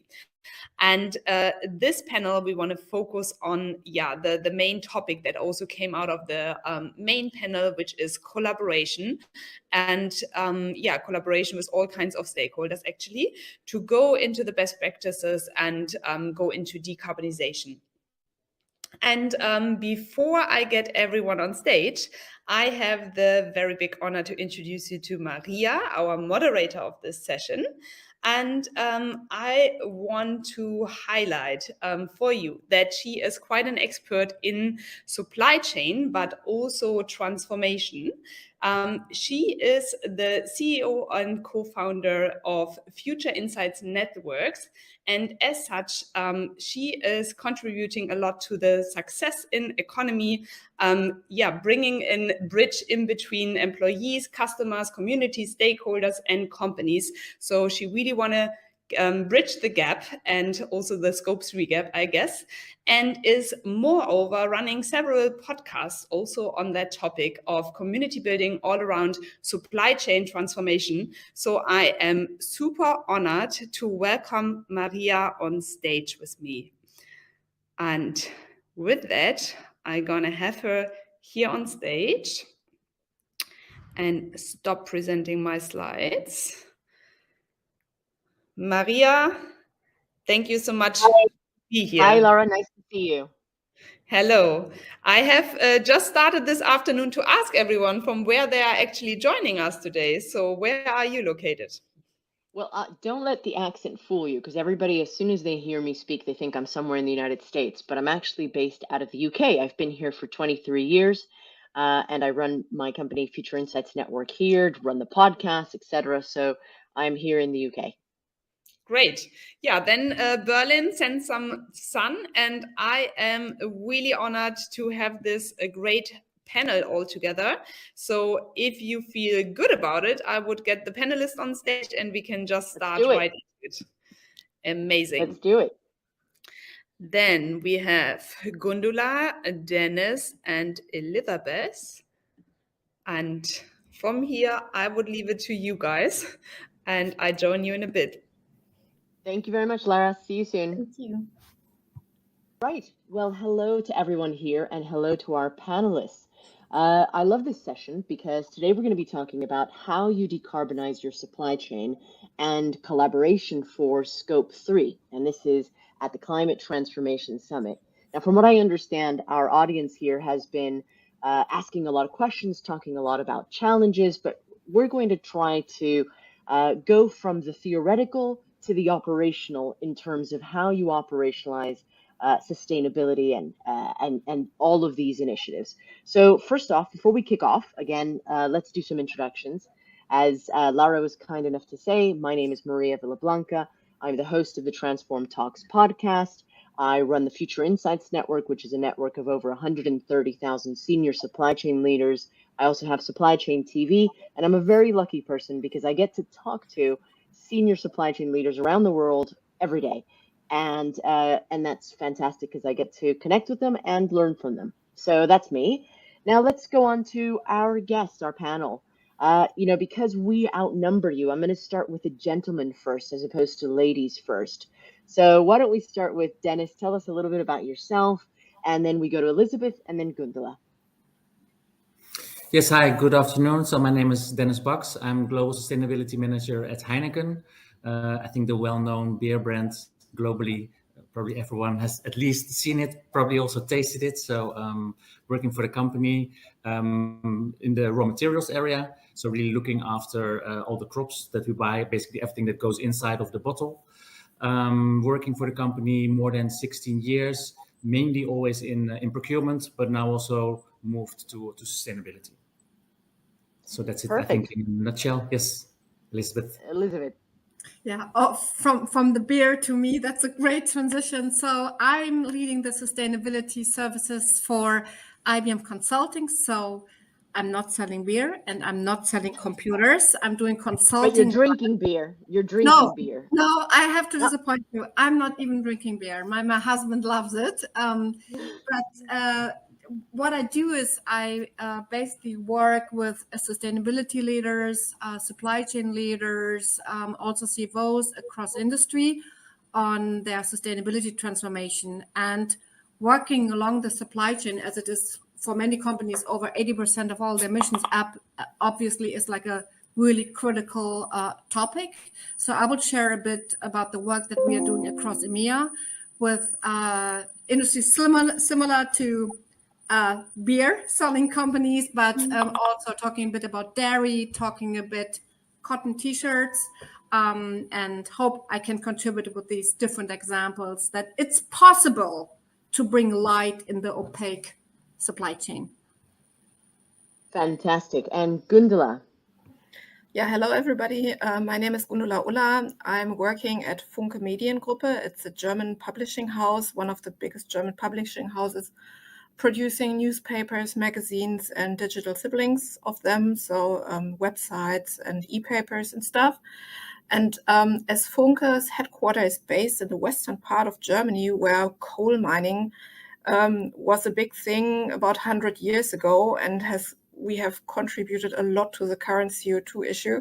One of my objectives in my dual role as Chief Procurement and Sustainability Officer is to start decarbonize and to reduce our footprint. And it's really one of the things close to my heart, and I'm looking forward to the discussion today.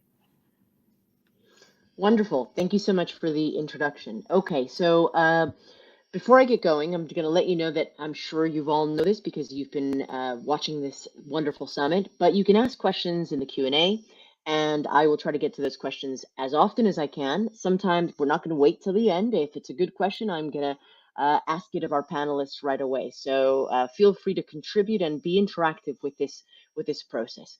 Okay, so I'm going to start with you, Gundula. You were the last to introduce yourself, but I want to talk about procurement, because it plays a very pivotal role in driving climate transformation. But, you know, a lot of companies are not very much aware, perhaps missing bringing both areas together, right? The procurement side with climate transformation. So how do you experience this transition and further development in your role? I think what is key is that we obtain transparency of where the emissions come from in the entire value chain of your company's products. And we did this exercise back in last year in Funke, and it actually turned out that 90% of our emissions come from scope 3. And as we said, we want a CO2 neutral value chain as one of the key sustainability targets. Everybody was like having a wake-up call to say, oh, we then need to look to our suppliers and start decarbonizing the decarbonization journey with them. And this is why we also initiated a supplier dialogue in September last year to clearly address our wish and will towards our key suppliers like paper, color, printing services to start the decarbonization journey. First thing, product carbon footprint. What is the footprint so that we can assess and develop a journey together? And I think the first thing is to obtain transparency of where your emissions come from. And this was really helpful. And this is where you start turning into procurement. And Dennis, I want to go to you now with regards to operationalizing sustainability challenges or sustainability as actually something that your organization does. How do you operationalize it? Because it's one thing to talk about it and another thing to actually create that and make that happen within your organization. Any feedback you can give us on what you've been doing? Yeah, so I think I fully agree with what Goodall just mentioned. And I think to build on that, also, if I look at how Heineken has structured sustainability, so we have sustainability sitting in corporate affairs, which is really looking after, let's say, strategy, orchestration of everything. But we have also put dedicated sustainability roles in the procurement organization for global procurement. So like my role, I'm in the procurement team, but I'm a dedicated sustainability role. And I think that will really help in operationalization. So it is indeed about, also for us, scope 3 is about 90%. And yeah, where does the relation with that 90% sit with the scope 3 with our suppliers sits within procurement. And that's also why we have decided, okay, there need to be dedicated sustainability people in the procurement organization. So not having this commercial role, but really having the supplier relation role, and make sure that together with our category buyers and category leaders, we jointly make sure that we decarbonize the value chain and decarbonize our scope 3. So really about making sure that close to where the relation with the supplier sits, that also sustainability is there. I think that's a very important point. And that's a really interesting way to look at it, because most times they're separate entities, right? And so that can cause quite a lot of issues. Elizabeth, with your expertise, and I love the fact that our panel is very diverse here. We've got different areas, different types of companies. But Elizabeth, you bring to the table the fact that you have almost like a helicopter view of what organizations across the board in different industries are doing with regards to sustainability. So what's been your observation? Do you think that you find that you get more companies like Dennis, who embed sustainability within their business, or is it something that they really need help with regards to operationalizing? So 3 observations. Number 1 is I find that I don't work with any client that is not aware about the contribution that activities around the supply chain can make to their net zero commitments, because most clients we work with have out there a net zero commitment 2025, 2030, and depending on the industry, the major part of the emissions is between 80 and 90%, and even higher for some companies. So I think it's very much in focus of most organizations we work with, and that's one observation. The second is that at the moment I see a lot of transition of having sustainability teams being more connected and even formally connected across the organization to really embed sustainability across the whole organization. So from an organization perspective, I think there's a huge transformation within corporates happening right now for a more effective sustainability organization towards driving net zero. The third part I would mention, though, is that I have not, and we are working with leaders, obviously, I have not seen an organization that is really able to have the data available they need, to have the quality of data, to have the data collection ready, and then have a consistent way of calculating the emissions along the supply chain. It's simply not there. And I know in the morning, my colleagues were in some discussions in panels as well, about the challenges, but I would just bring out there that this is not straightforward for most companies because of the availability, the quality, the consistency of data. And I would say that most organizations we work with are very aware about the challenges, and obviously we have a way that we approach this, but that was not the question. So Maria, back to you. No, but you cover a lot of very interesting points here. And because you get a chance to see so many different companies, I'm really intrigued to find out what everyone else is doing. But the common thread does seem to be this embedding of sustainability professionals within the procurement, within different types of parts of the supply chain. Goodall, in your experience, do you think that having someone fully embedded within your procurement processes is something that works, that it has been effective? I think so. What we have done in Funke is that we have a dedicated sustainability team, and due to my dual role, I have the possibility to directly address the procurement people with the sustainability topics.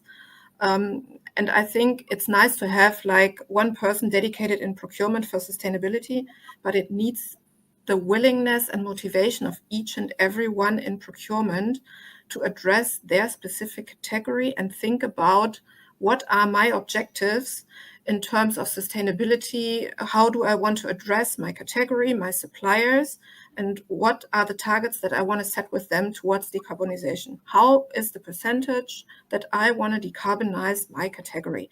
Otherwise, the poor chap in procurement will sit there responsible for sustainability and say, well, I need a target from you guys, and he won't get anything. So for me, I have scheduled for next week a dedicated target setting workshop for Scope 3 with my team to actually address this for the coming year. That's a way to work it, you know. So, okay, here's a controversial or maybe, you know, different type of way of looking at things. You would think, and I'm being general, I'm going to generalize here, that a lot of times procurement and sourcing are motivated, whether it's, you know, by financial targets, right? Motivated by finding the cheapest thing, and sometimes that is in direct conflict with actual sustainability goals or net zero goals. So is there a role to be had here in terms of talking at more the top down, taking the top down approach, and perhaps maybe changing the way that procurement leaders are remunerated? I see Elizabeth sort of smiling. I can tell you're thinking something. Elizabeth, I'm going to ask you that one. Go on. You've got a strong opinion about this. I want to hear it. I have a strong opinion, totally, because it's one of the key points that, number one, it's absolutely critical to confirm KPIs and break them down, because if that's not happening, is that you will have a total chaos, literally a mess.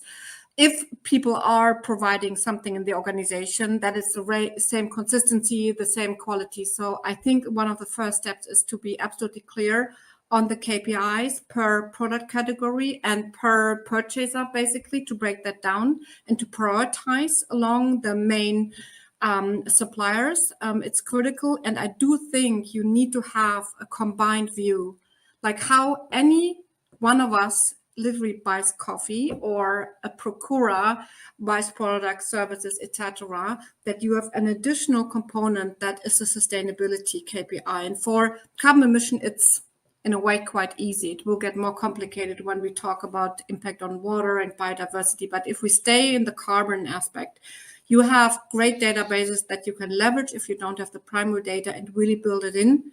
And that's exactly the case we have built for a company in the dairy space to help the procurer have full transparency on the carbon equivalent and build scenarios, right? So if I decide to buy more from this supplier, how does it impact my overall scorecard, basically, and be able to bring that up to the executive level and down, because everyone here knows no company at the moment is on track for the net zero target. I know it's a bold statement, and if somebody proves me wrong, I'm super happy. Nobody is on track. So for I think any organization, it needs to be important to basically connect it back to that target and keep very close monitoring on how is my organization contributing. And that's only possible if I have the databases and if I can build scenarios.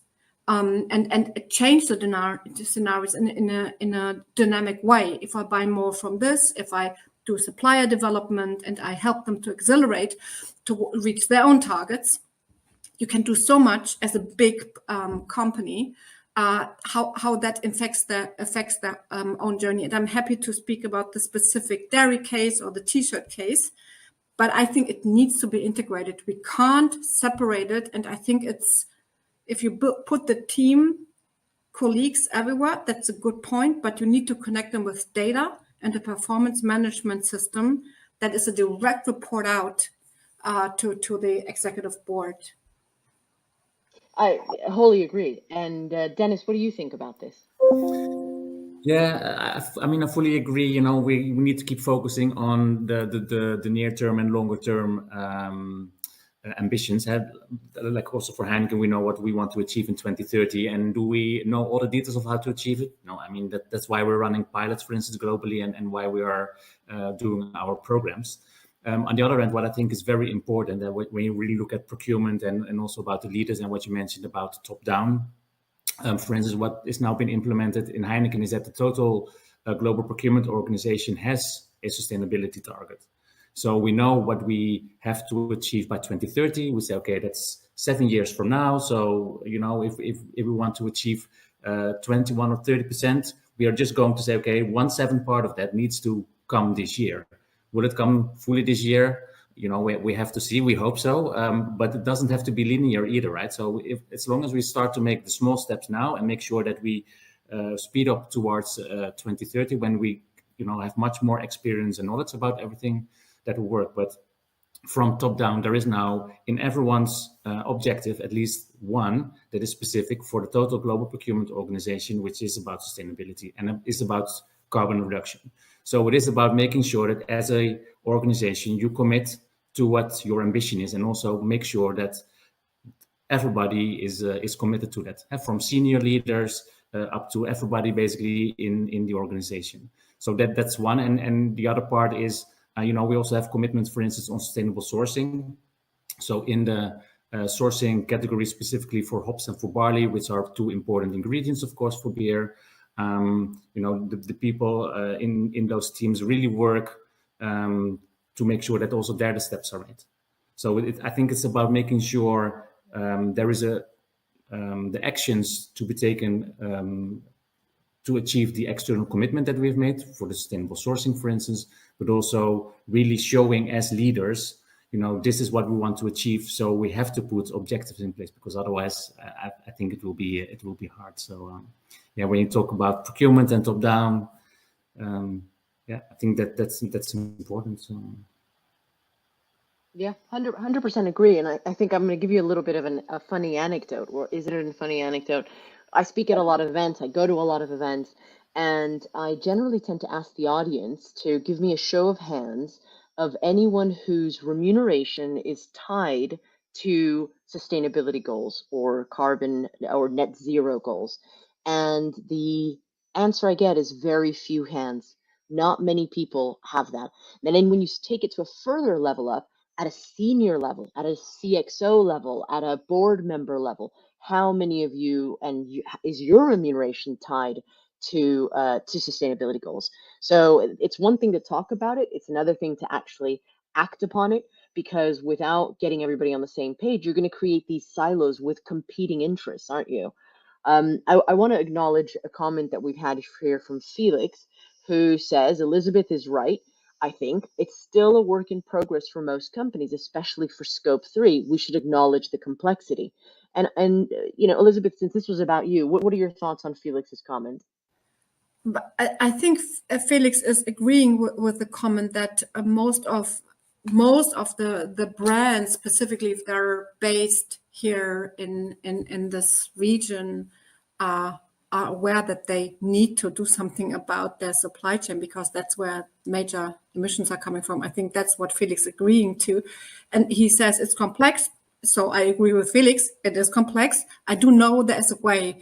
And I think we have enough examples right now, and probably also with you, Gundula and Dennis, that it's possible, and that the complexity of the supply chain, and I know it's more or less complex depending on the industry, but it shouldn't stop us, because we see too many examples that it's working. And I have to make one comment now, Maria, that in all our engagements, when we work along the supply chain with a focus on sustainability, carbon emissions, and we have a couple of that are more focused on the ethical aspects and social aspects, there's one side effect, and it's surprisingly a positive business impact, because mostly because the supply chain is so opaque, you don't really know what's going on.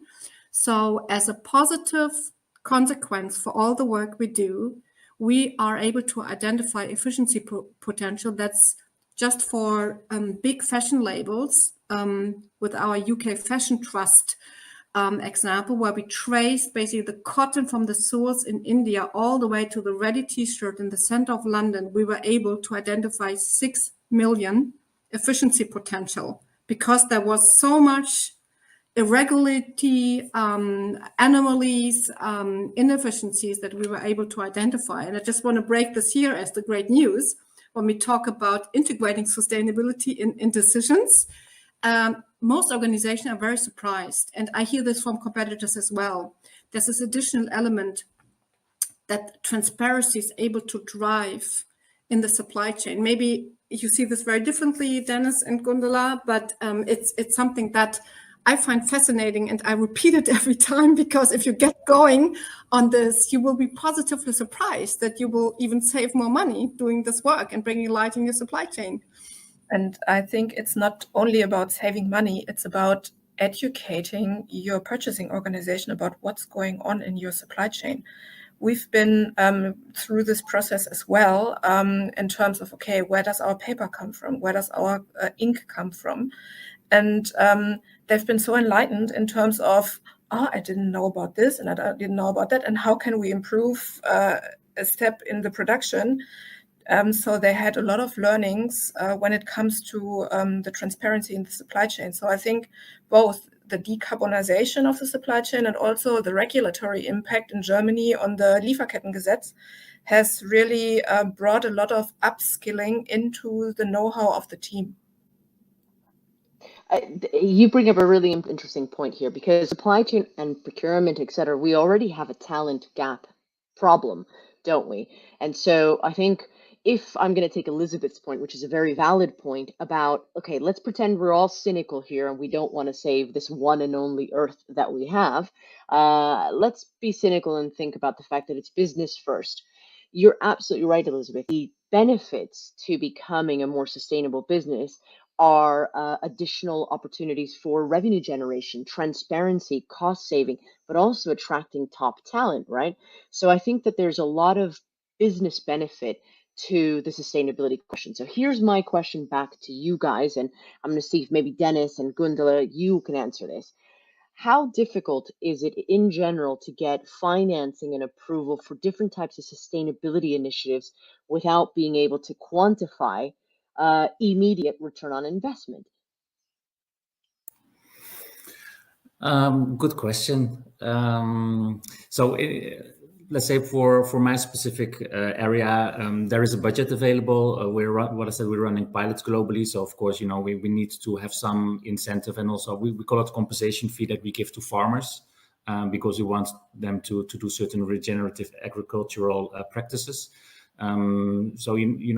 For us, it's mainly about de-risking the activities of the farmers. So I think that's an important one, and we simply know we have to stimulate also sometimes the farmers, but it's not that they just get money for it. It's also about what I said, the de-risking element, which I think is very important. So yes, we have budget available. I think it's also needed. What I mentioned before, it's a lot about pioneering that we're doing. Finding out, what is the best way to do. I don't know what we will do in 2030. So, and also not the details of how we will get there. So it's about pioneering. It's about finding the right companies to work with. I also see that we work with a lot of, like the startups. They also need the money to do what they're good at.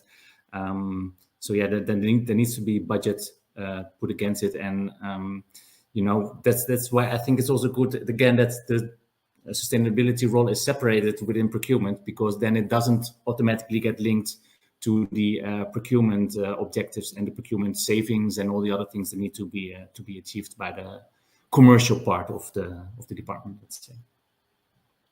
Thank you. Gundula, what do you think? Yeah, maybe I can add on to what Dennis just said. So, of course, we have made budget available for sustainability and sustainability initiatives, because without the money, you can't move anything. On the other hand, it's also expected to have a certain return on the investment. So we said, well, let's put this, what used to be initiatives, more into a process kind of thing. And I tasked a young team of trainees who were very much about sustainability to say, look, we need to have a return on climate invest. And please come up with a solution how to calculate both the financial impact and in the end the financial benefits versus the return, so the reduction on the CO2 footprint that we leave when we do investment decisions. And they had like a time of for like 2 or 3 days to behind closed doors, norming, storming, performing. And in the end, I have a very nice I would say a business case template and enhanced with CO2 impact that I can use now for each and any business decision that we have. So it's a really cool thing that we developed in-house. Well, that's a really important thing to actually get other team members, especially younger ones, to really understand that you need to be making business cases for different types of things. But sometimes it's hard to quantify, isn't it? Anyway, Elizabeth, I want to take that same question from your point of view, because you're sometimes having to go speak with organizations and say, and almost yourself present the business case for getting transparency, the value of transparency and so forth to drive sustainability. What challenges have you found? What are the things that maybe advice that you could give people that are listening to us right now that could say, well, I want to go to my seniority people and say that we need to do this? Yeah, so I think nothing is more convincing than a real case, like a real examples of peers. So that's what I do a lot. And I personally use our Institute for Business Value a lot because we are speaking to executives on sustainability a lot. So we have data points for over 3,000 executives in our study that we just released in April, where I just want to share a bit of a shocking fact. 95% of executives across the board, global leaders, said that they have an ESG value proposition in place. 95%, you think the world is fixed, the planet is saved. 10% say they have made significant progress. 10% only. And one of the major comment they made about the barrier, it's the inadequate data, which very much is like prevalent in the Scope 3 discussion.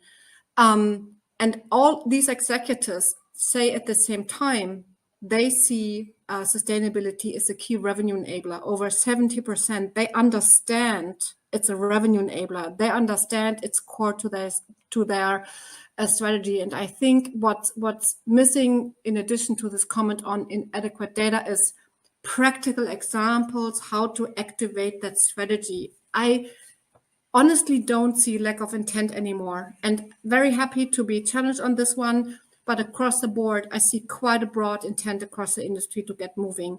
And it's very complex, as Dennis and Goodall know very well, and everyone listening here from different industries. It's really complex to get going. So real life example on how do we make this happen in a short time frame. I think that's critical. And that's what I do. I come with example and say, listen, if companies like Nestle, if companies like Evonik, if H&M Next can do things, you can do as well, right? So just coming with really hands-on example and providing the data on the business case as well. I think many executives are very numbers driven. So showing that business benefit of a certain program we have done or we see in the industry is the most convincing argument I can make.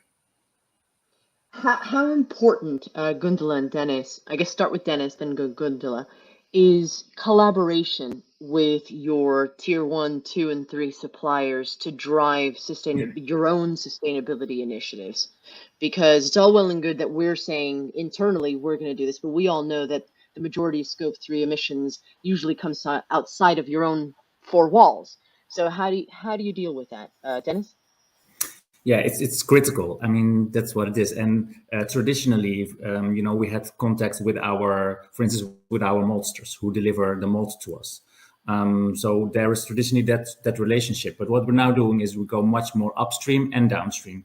So we're looking at upstream, like fertilizer supplier, pesticide suppliers, the companies that are delivering to the farmers, and also downstream.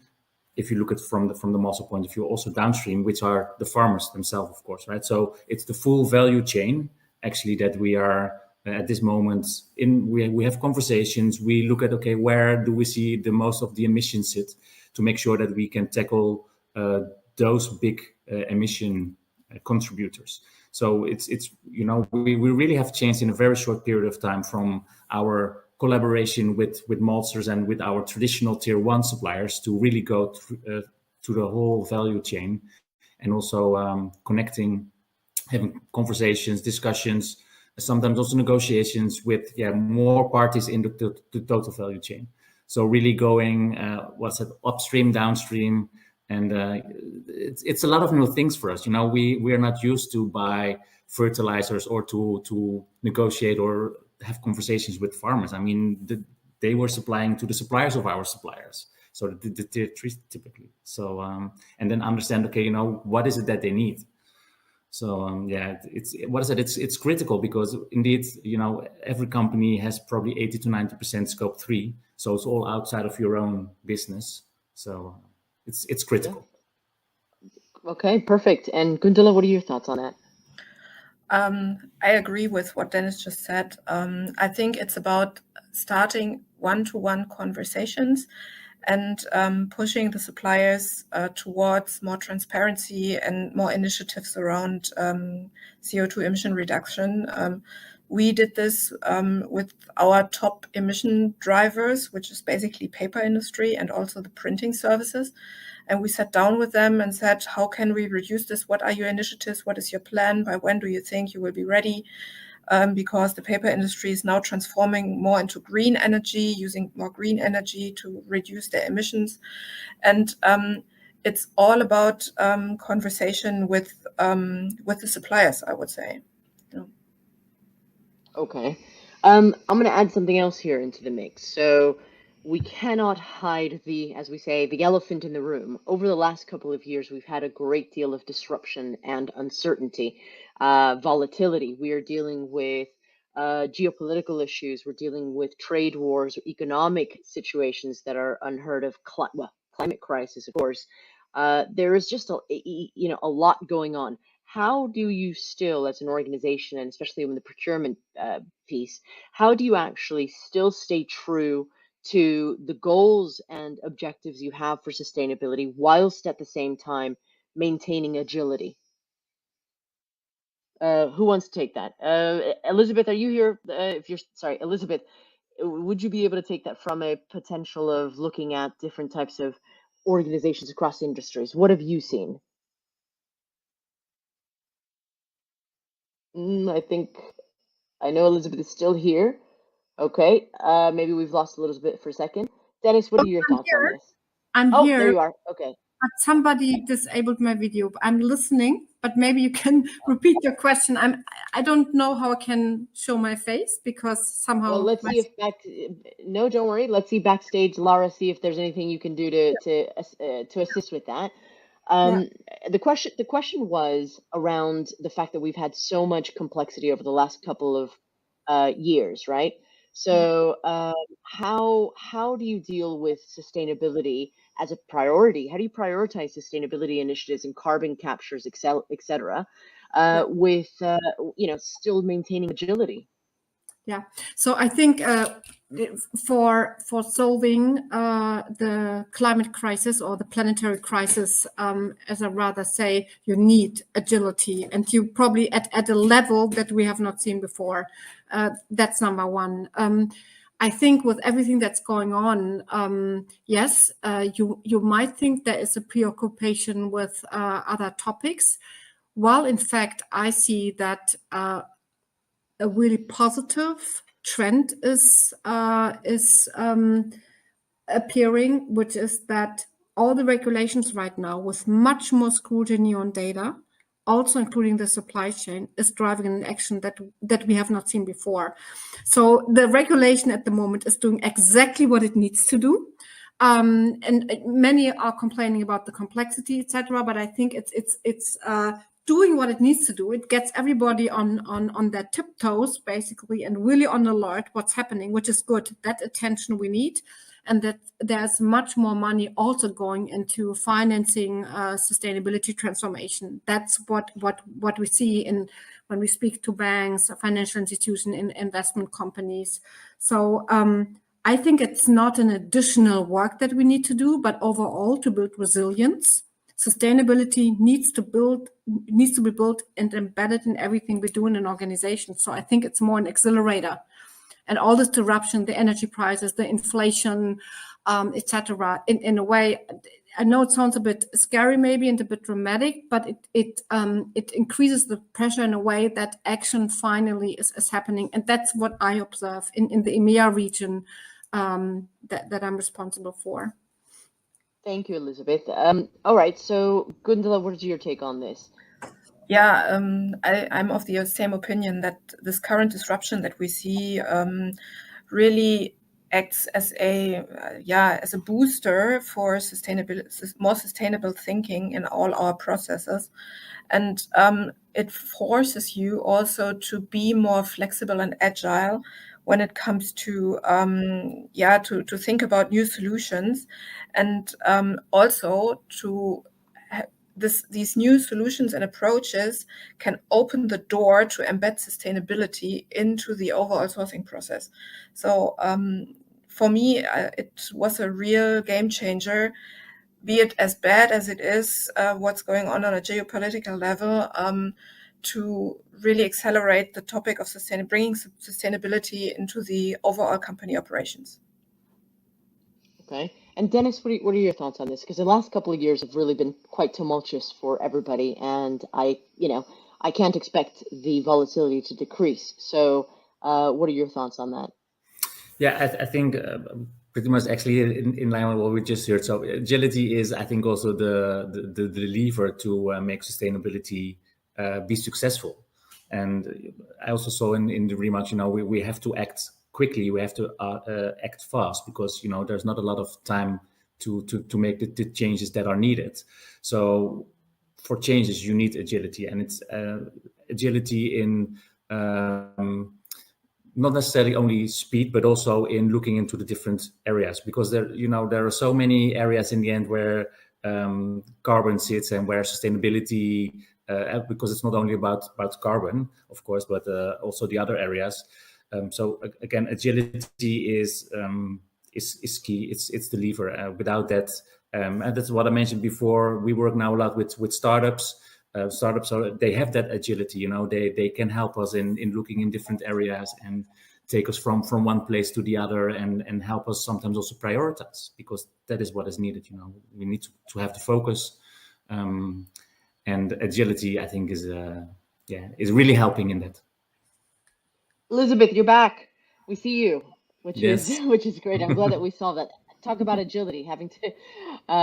So let's talk about something else a little bit for a second, which is, not everybody in the room here watching this today is from multi-billion-dollar businesses. They might be from mid-tier businesses, large-scale businesses. They themselves have a different set of challenges and a different set of complex issues around that perhaps they don't have the funding maybe even to deal with implementing automation or different types of data drivers like data lakes, etc. Elizabeth, this question's for you.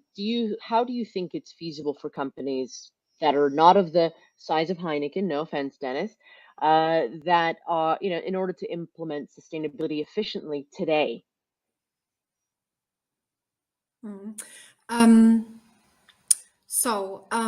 I think 2 points. When you start to implement sustainability, it's always an efficiency driver. And we know from all our studies that once you combine your digital transformation agenda with sustainability, you win on every single side. I know I painted like a bit, how can I say, in this panel a bit dramatic, but it's really the case that you have those efficiency gains, that you identify new trigger points for new products and services and for innovation. And probably Dennis and Gundula, you can add onto this. So I think for an organization that's not the scale of Heineken or Funke Media, it's still a very strong argument when you combine it with this whole staying in business narrative, because it is about staying in business. If you don't start now, you will be out of business in the next 5 to 10 years. It's just a fact. You are lucky if you have that much time, because a lot of the regulation doesn't care if you're Heineken or a smaller company. They come with very heavy penalties, and the license to operate for some companies is threatened if you're not moving now. So I think this compliance bit is really driving, then we have this business opportunity. And for smaller companies, I mean, small automation pieces or small process efficiency pieces are not large scale industrial innovation projects, right? For sustainability, I mean, that's, even though it's complex, it's not a huge investment topic that companies need to make. You have to shift, and you have to combine it with your digital efficiency agenda. I think that's really important. And then also smaller companies can move. And I have to say something that maybe contrasts a bit the conversation we had so far. A lot of the smaller companies are so much better and faster at innovating in sustainability. I'm sorry that I have to say that, but the top brands are in many areas so much slower because they have kept sustainability in the CSR corner, or maybe in the marketing corner, or somewhere else. Super complex to get the whole executive board behind the agenda. And small, really cool organizations like Gieswein, if you love skiing and you like those woolen, nice, warm shoes, those slippers, Gieswein innovated with the sustainability agenda, and now Gieswein shoes are majorly popular in Hollywood, right? And it's a small company in southern Tyrol, and they really took that as a starting point to innovate, and it's all sustainable, it's all like net zero, really cool. And there are many more of these examples. So I think it's a very fair argument to say that some of the smaller companies are pulling ahead of the bigger ones, because the bigger corporates, global companies, much more complex, are often, unfortunately, the dinosaurs that move the last. You know what? That's a very valid point. That's a very valid point, because of the fact that they perhaps are more agile anyway, and also they're probably more likely to face a lot of risk. But I loved what you said at the beginning, Elizabeth, which was, this isn't, maybe we're looking at it wrong. And there's a question here, a comment by Joseph, who keeps talking about mindset, and I really love that. Maybe this isn't a sustainability question. This is a business survival question. If you're, obviously an earth survival question, but it's a business survival question. If you're no longer going to be relevant as a business in 5 years' time or 10 years' time, if you are not a sustainable business. So how do we change this mindset of businesses, big and small, that this is a problem not for tomorrow, it's a problem for today? Now, you don't have to answer that question, because we're going to get to the questions now of the audience, because we're now nearing the time where we need to ask some questions of everyone else. And I see quite a few here in the Q&A. But why don't we go to our audience? So if you see your Q&A on there, please contribute. Please ask us your questions. So we've got one question from Felix, who asked the first question first, or gave the first comment, and Elizabeth. Remember, he was they were talking about you. So here's the first question. How do you deal with cases where radical climate transformation is more a threat than a good business case as of today? Thinking of small businesses, hard to abate sectors, fossil fuels. Who wants to take that one? Elizabeth, you're on mute. So how do you work with them? I mean, it's a big question that probably many of here in the audience can also share. Do you work with them or not? Because they are so bad. And of course, we believe we need to work with them and help them to transition faster. And also the fossil fuel companies like Shell, like BP, like ADNOC, they are trying to transform. They're not transforming maybe at the speed that we all expect, but they have huge sustainability teams trying to make the transition into new areas of products and services. And you know that BP today is now heavily shifting into electrical vehicle charging stations. And the infrastructure, that's what they're doing. Shell has one of the biggest hydrogen exploration teams worldwide, and they're putting a lot of money and research into developing that area. I just pick two examples, not to paint it all in pink, but yes, it's hard to abate. And I think this combination of very harsh regulation, very strong push on transparency of what's really happening, public push, customer push, and then helping them to innovate much faster. That's the way to go, because also for them, business is running out, and we just need to help them to move much faster, so that we can basically stop having the business base grounded on fossil fuels. I mute myself. Yeah. So here's another question. Oh, Dennis, did you want to add to that? Yeah, because this session is also about collaboration, and I think that is also what it's all about: collaboration, also from different industries, like what you mentioned with Shell and with hydrogen, and I think sometimes also there needs to be disruptors, and you cannot always quickly say, okay, I'm going to do something which is completely going to disrupt that market, but with hydrogen and low carbon, renewable energy, there are options.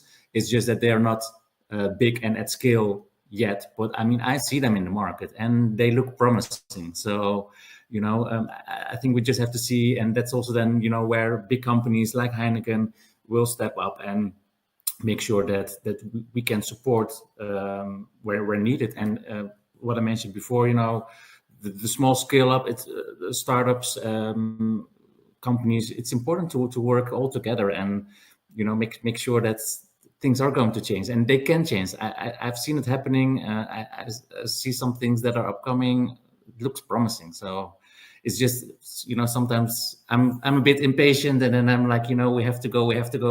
So yeah. But what I said. So, yeah.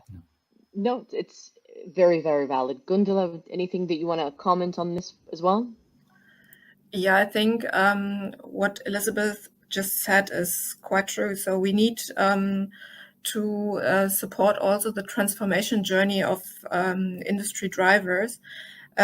Also, on the one hand, on the other hand, we need to understand and work with the disruptors that are coming up.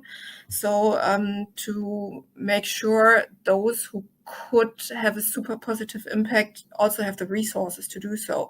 So for us as a company to decide in scope 3, who do we want to work with and who do we probably stop to work with is a critical question. And I think procurement has a very important role these days then to also make the right decisions.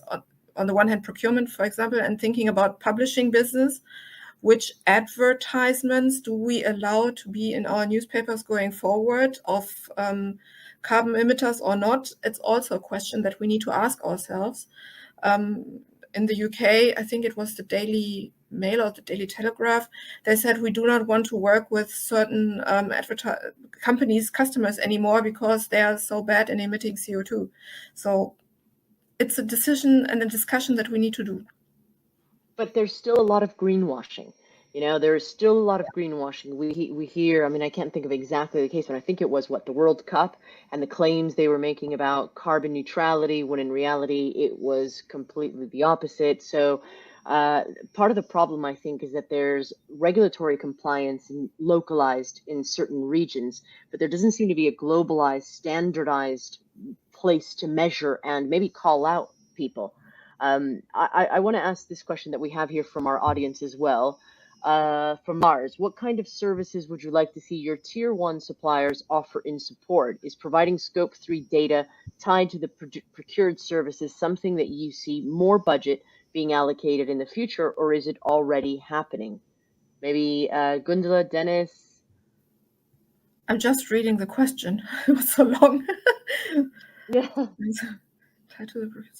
Yeah, so what we ask is actually the product carbon footprint. Whenever we do a tender now, we ask on the CO2 footprint and on the emissions, and we factor the emissions into the decision-making process. So when there's IT services or digital services, we ask what is the footprint, and do you want the sustainable solution, which might be a bit more pricey, or do you want the dirty solution? And bear in mind, we want to be CO2 neutral by. So this is this is embedded in our decision-making process. Yeah, for us also, if you look at tier 1 suppliers, so again, for instance, the maltsters, we also ask them about their energy consumption, for instance. and see, okay, what is your energy consumption? How much is thermal? How much is already maybe renewable? And also see, where can we support? Because we also have a complete team in procurement that is dedicated on energy sourcing, knowing the market, knowing what's going on. So we can also help our suppliers, small ones and big ones. I mean, sometimes also surprised, they say, okay, this is one of our biggest suppliers, and they're also sometimes struggling on how to approach topics like renewable energy, for instance. So yeah, this is also something that we're doing. So asking, what are you consuming? And we'll also start to do that now for water, for instance, because I think carbon is an important one. Water will be for sure, I think, the next topic that will get a lot of attention. So we're already looking for ourselves where in which breweries are in water-stressed areas, but we're also investigating that with our suppliers. Like, are you in a water-stressed area? What do you have a plan? How does your plan look like? If you don't have it, tell us rather than making up something, but tell us, and we will help you in putting a strategy in place. So I think that's also important, that we know what our suppliers are doing in different parts, like energy, like water, but also that we as the bigger company can help our suppliers in making the right decision and moving to more sustainable solutions. I want to hit some more questions that we've got here coming up. So, and while you take this, Maria, I just wanted to say that we also, as IBM, proactively in our deals give different options, as Goodall you described, like option 1 to B, so we can talk with our clients about what option they want, a very hybrid team, on-site team, so they can basically, for consulting space, have full transparency how many people would need to fly to make certain meetings happen. And the same we do for our cloud and IT services. And just want to, call out a big compliment to Dennis on including water. Really well done. I think it's so relevant, and this employer development, that's a leading, I think the company really leading, integrating those additional sustainability dimension and working with your suppliers. It's just really hopeful to hear that. Yes, it is. And I think that we need to get ahead of ourselves, get ahead of ourselves, like Dennis was just talking about with water. It is something that's going to be very much regulated, and we need to make sure that we, as companies like yours, Dennis, that you do everything you can to drive sustainability in those areas. Let's see. Okay, I'm going to get the last question in. Does sustainability drive every single business decision you take, or do you only consider it for some specific areas? Example, CSR, communications. Oh, Elizabeth has got a strong opinion. I like it. Elizabeth, go for it. Okay, Schaffman, no, I mean, that's basically, it would be the total wrong thing, as we all just have seen in the short panel, that we are talking about carbon emission, and we all already understand for carbon emission, it needs to be part of the merger and acquisitions decision, in the sourcing, in the procurement, in the hiring of people, right? In the performance rating of people, it needs to be everywhere. I think that was very clear. So no, it cannot be an isolated team. And if I see that sustainability is still within CSR team or a marketing team, I have alarm bells going on, because it needs to be front and center in the organization. If it still sits there, we need at least a straight or potentially dotted line to the executives. So I have a strong opinion, because I see the organizations that set it up in the right way perform so much better on all KPIs beyond sustainability. So there we go. So we've got 2 minutes left, just about. So I want to ask you for your parting thoughts and your parting words in terms of advice, any kind of information that you can give people to help operationalize sustainability and to drive the future of supply chain. Goodall, I'll start with you. Well, I would like to stress that we cannot neglect the impact of climate change and the opportunity that the ugly kid procurement has here to step up onto the boardroom table, and that I encourage each and every one of you to really take on that role, because it's just a beautiful journey that you embark on. It's really hard. It's sometimes painful, but it's absolutely worth it. So please take this opportunity going forward. Dennis, what about you? Yeah, I mean, I'm happy to see that sustainability is also becoming not only a part, but really getting to the heart of procurement. So everybody's talking about it. You know, our CPO is passionate about it. My director is very passionate about it. So, you know, I really feel that everybody in the organization feels sustainability, and that's not something that we have to do, but that we want to do. And I think that's also, hey, we talk about mindsets, things like that. I think that's so important. So really making sure everybody is breathing it and feeling it, and feels it in the heart, basically. Elizabeth?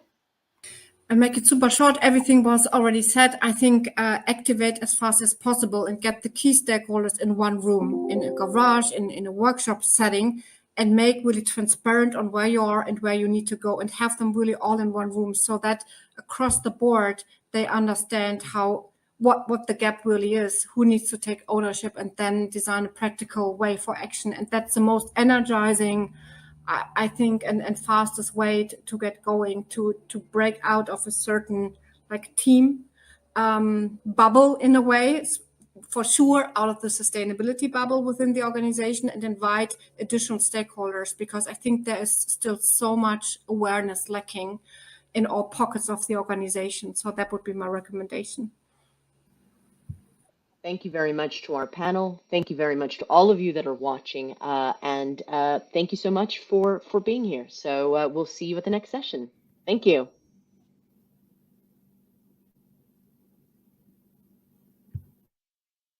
You so much for hosting, moderating, and guiding us through that session. So please take in that virtual applause. I'm not clapping too loud, so your sound is not horrible.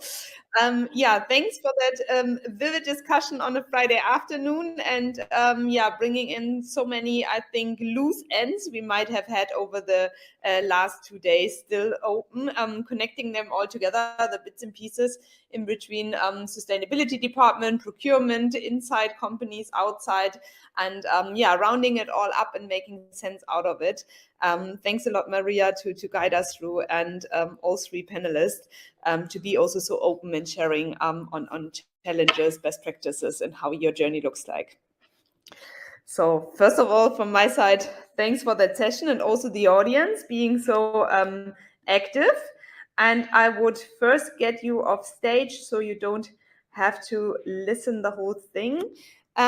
For everyone of the audience, you might wonder what's coming next, and you have been participating quite actively in the last few days, and you were wondering, hearing more often of our Climate Champion Award.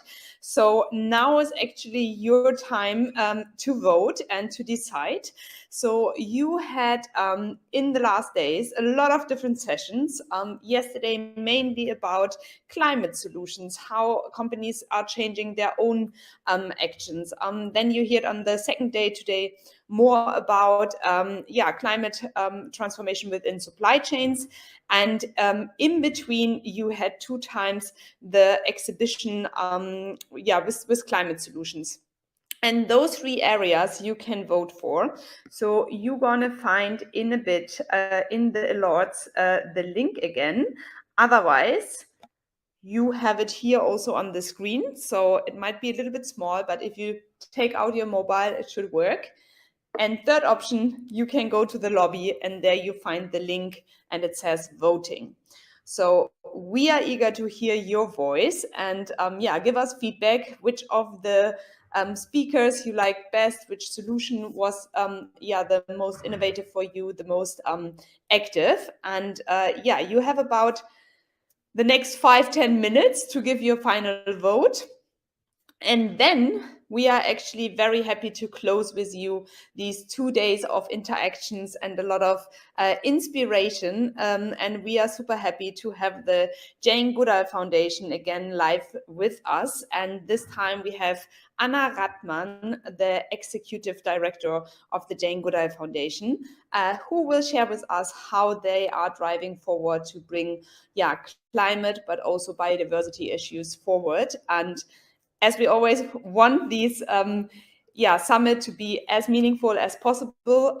We really want to leave you well rounded up in the end with this inspirational talk. So I very much invite you to join us for that last live session in a bit. So 2 invitations. Go and find your link to vote. Best is to find it in the lobby. It says voting. And then join us in a bit for the Champion Award, where we're going to show who has been winning, also who was the most active participant. And then we see you for our last keynote of today and the 2 days, actually. So enjoy voting, and please take not too much time with it. In the next few minutes, we're going to finalize it. So see you back soon.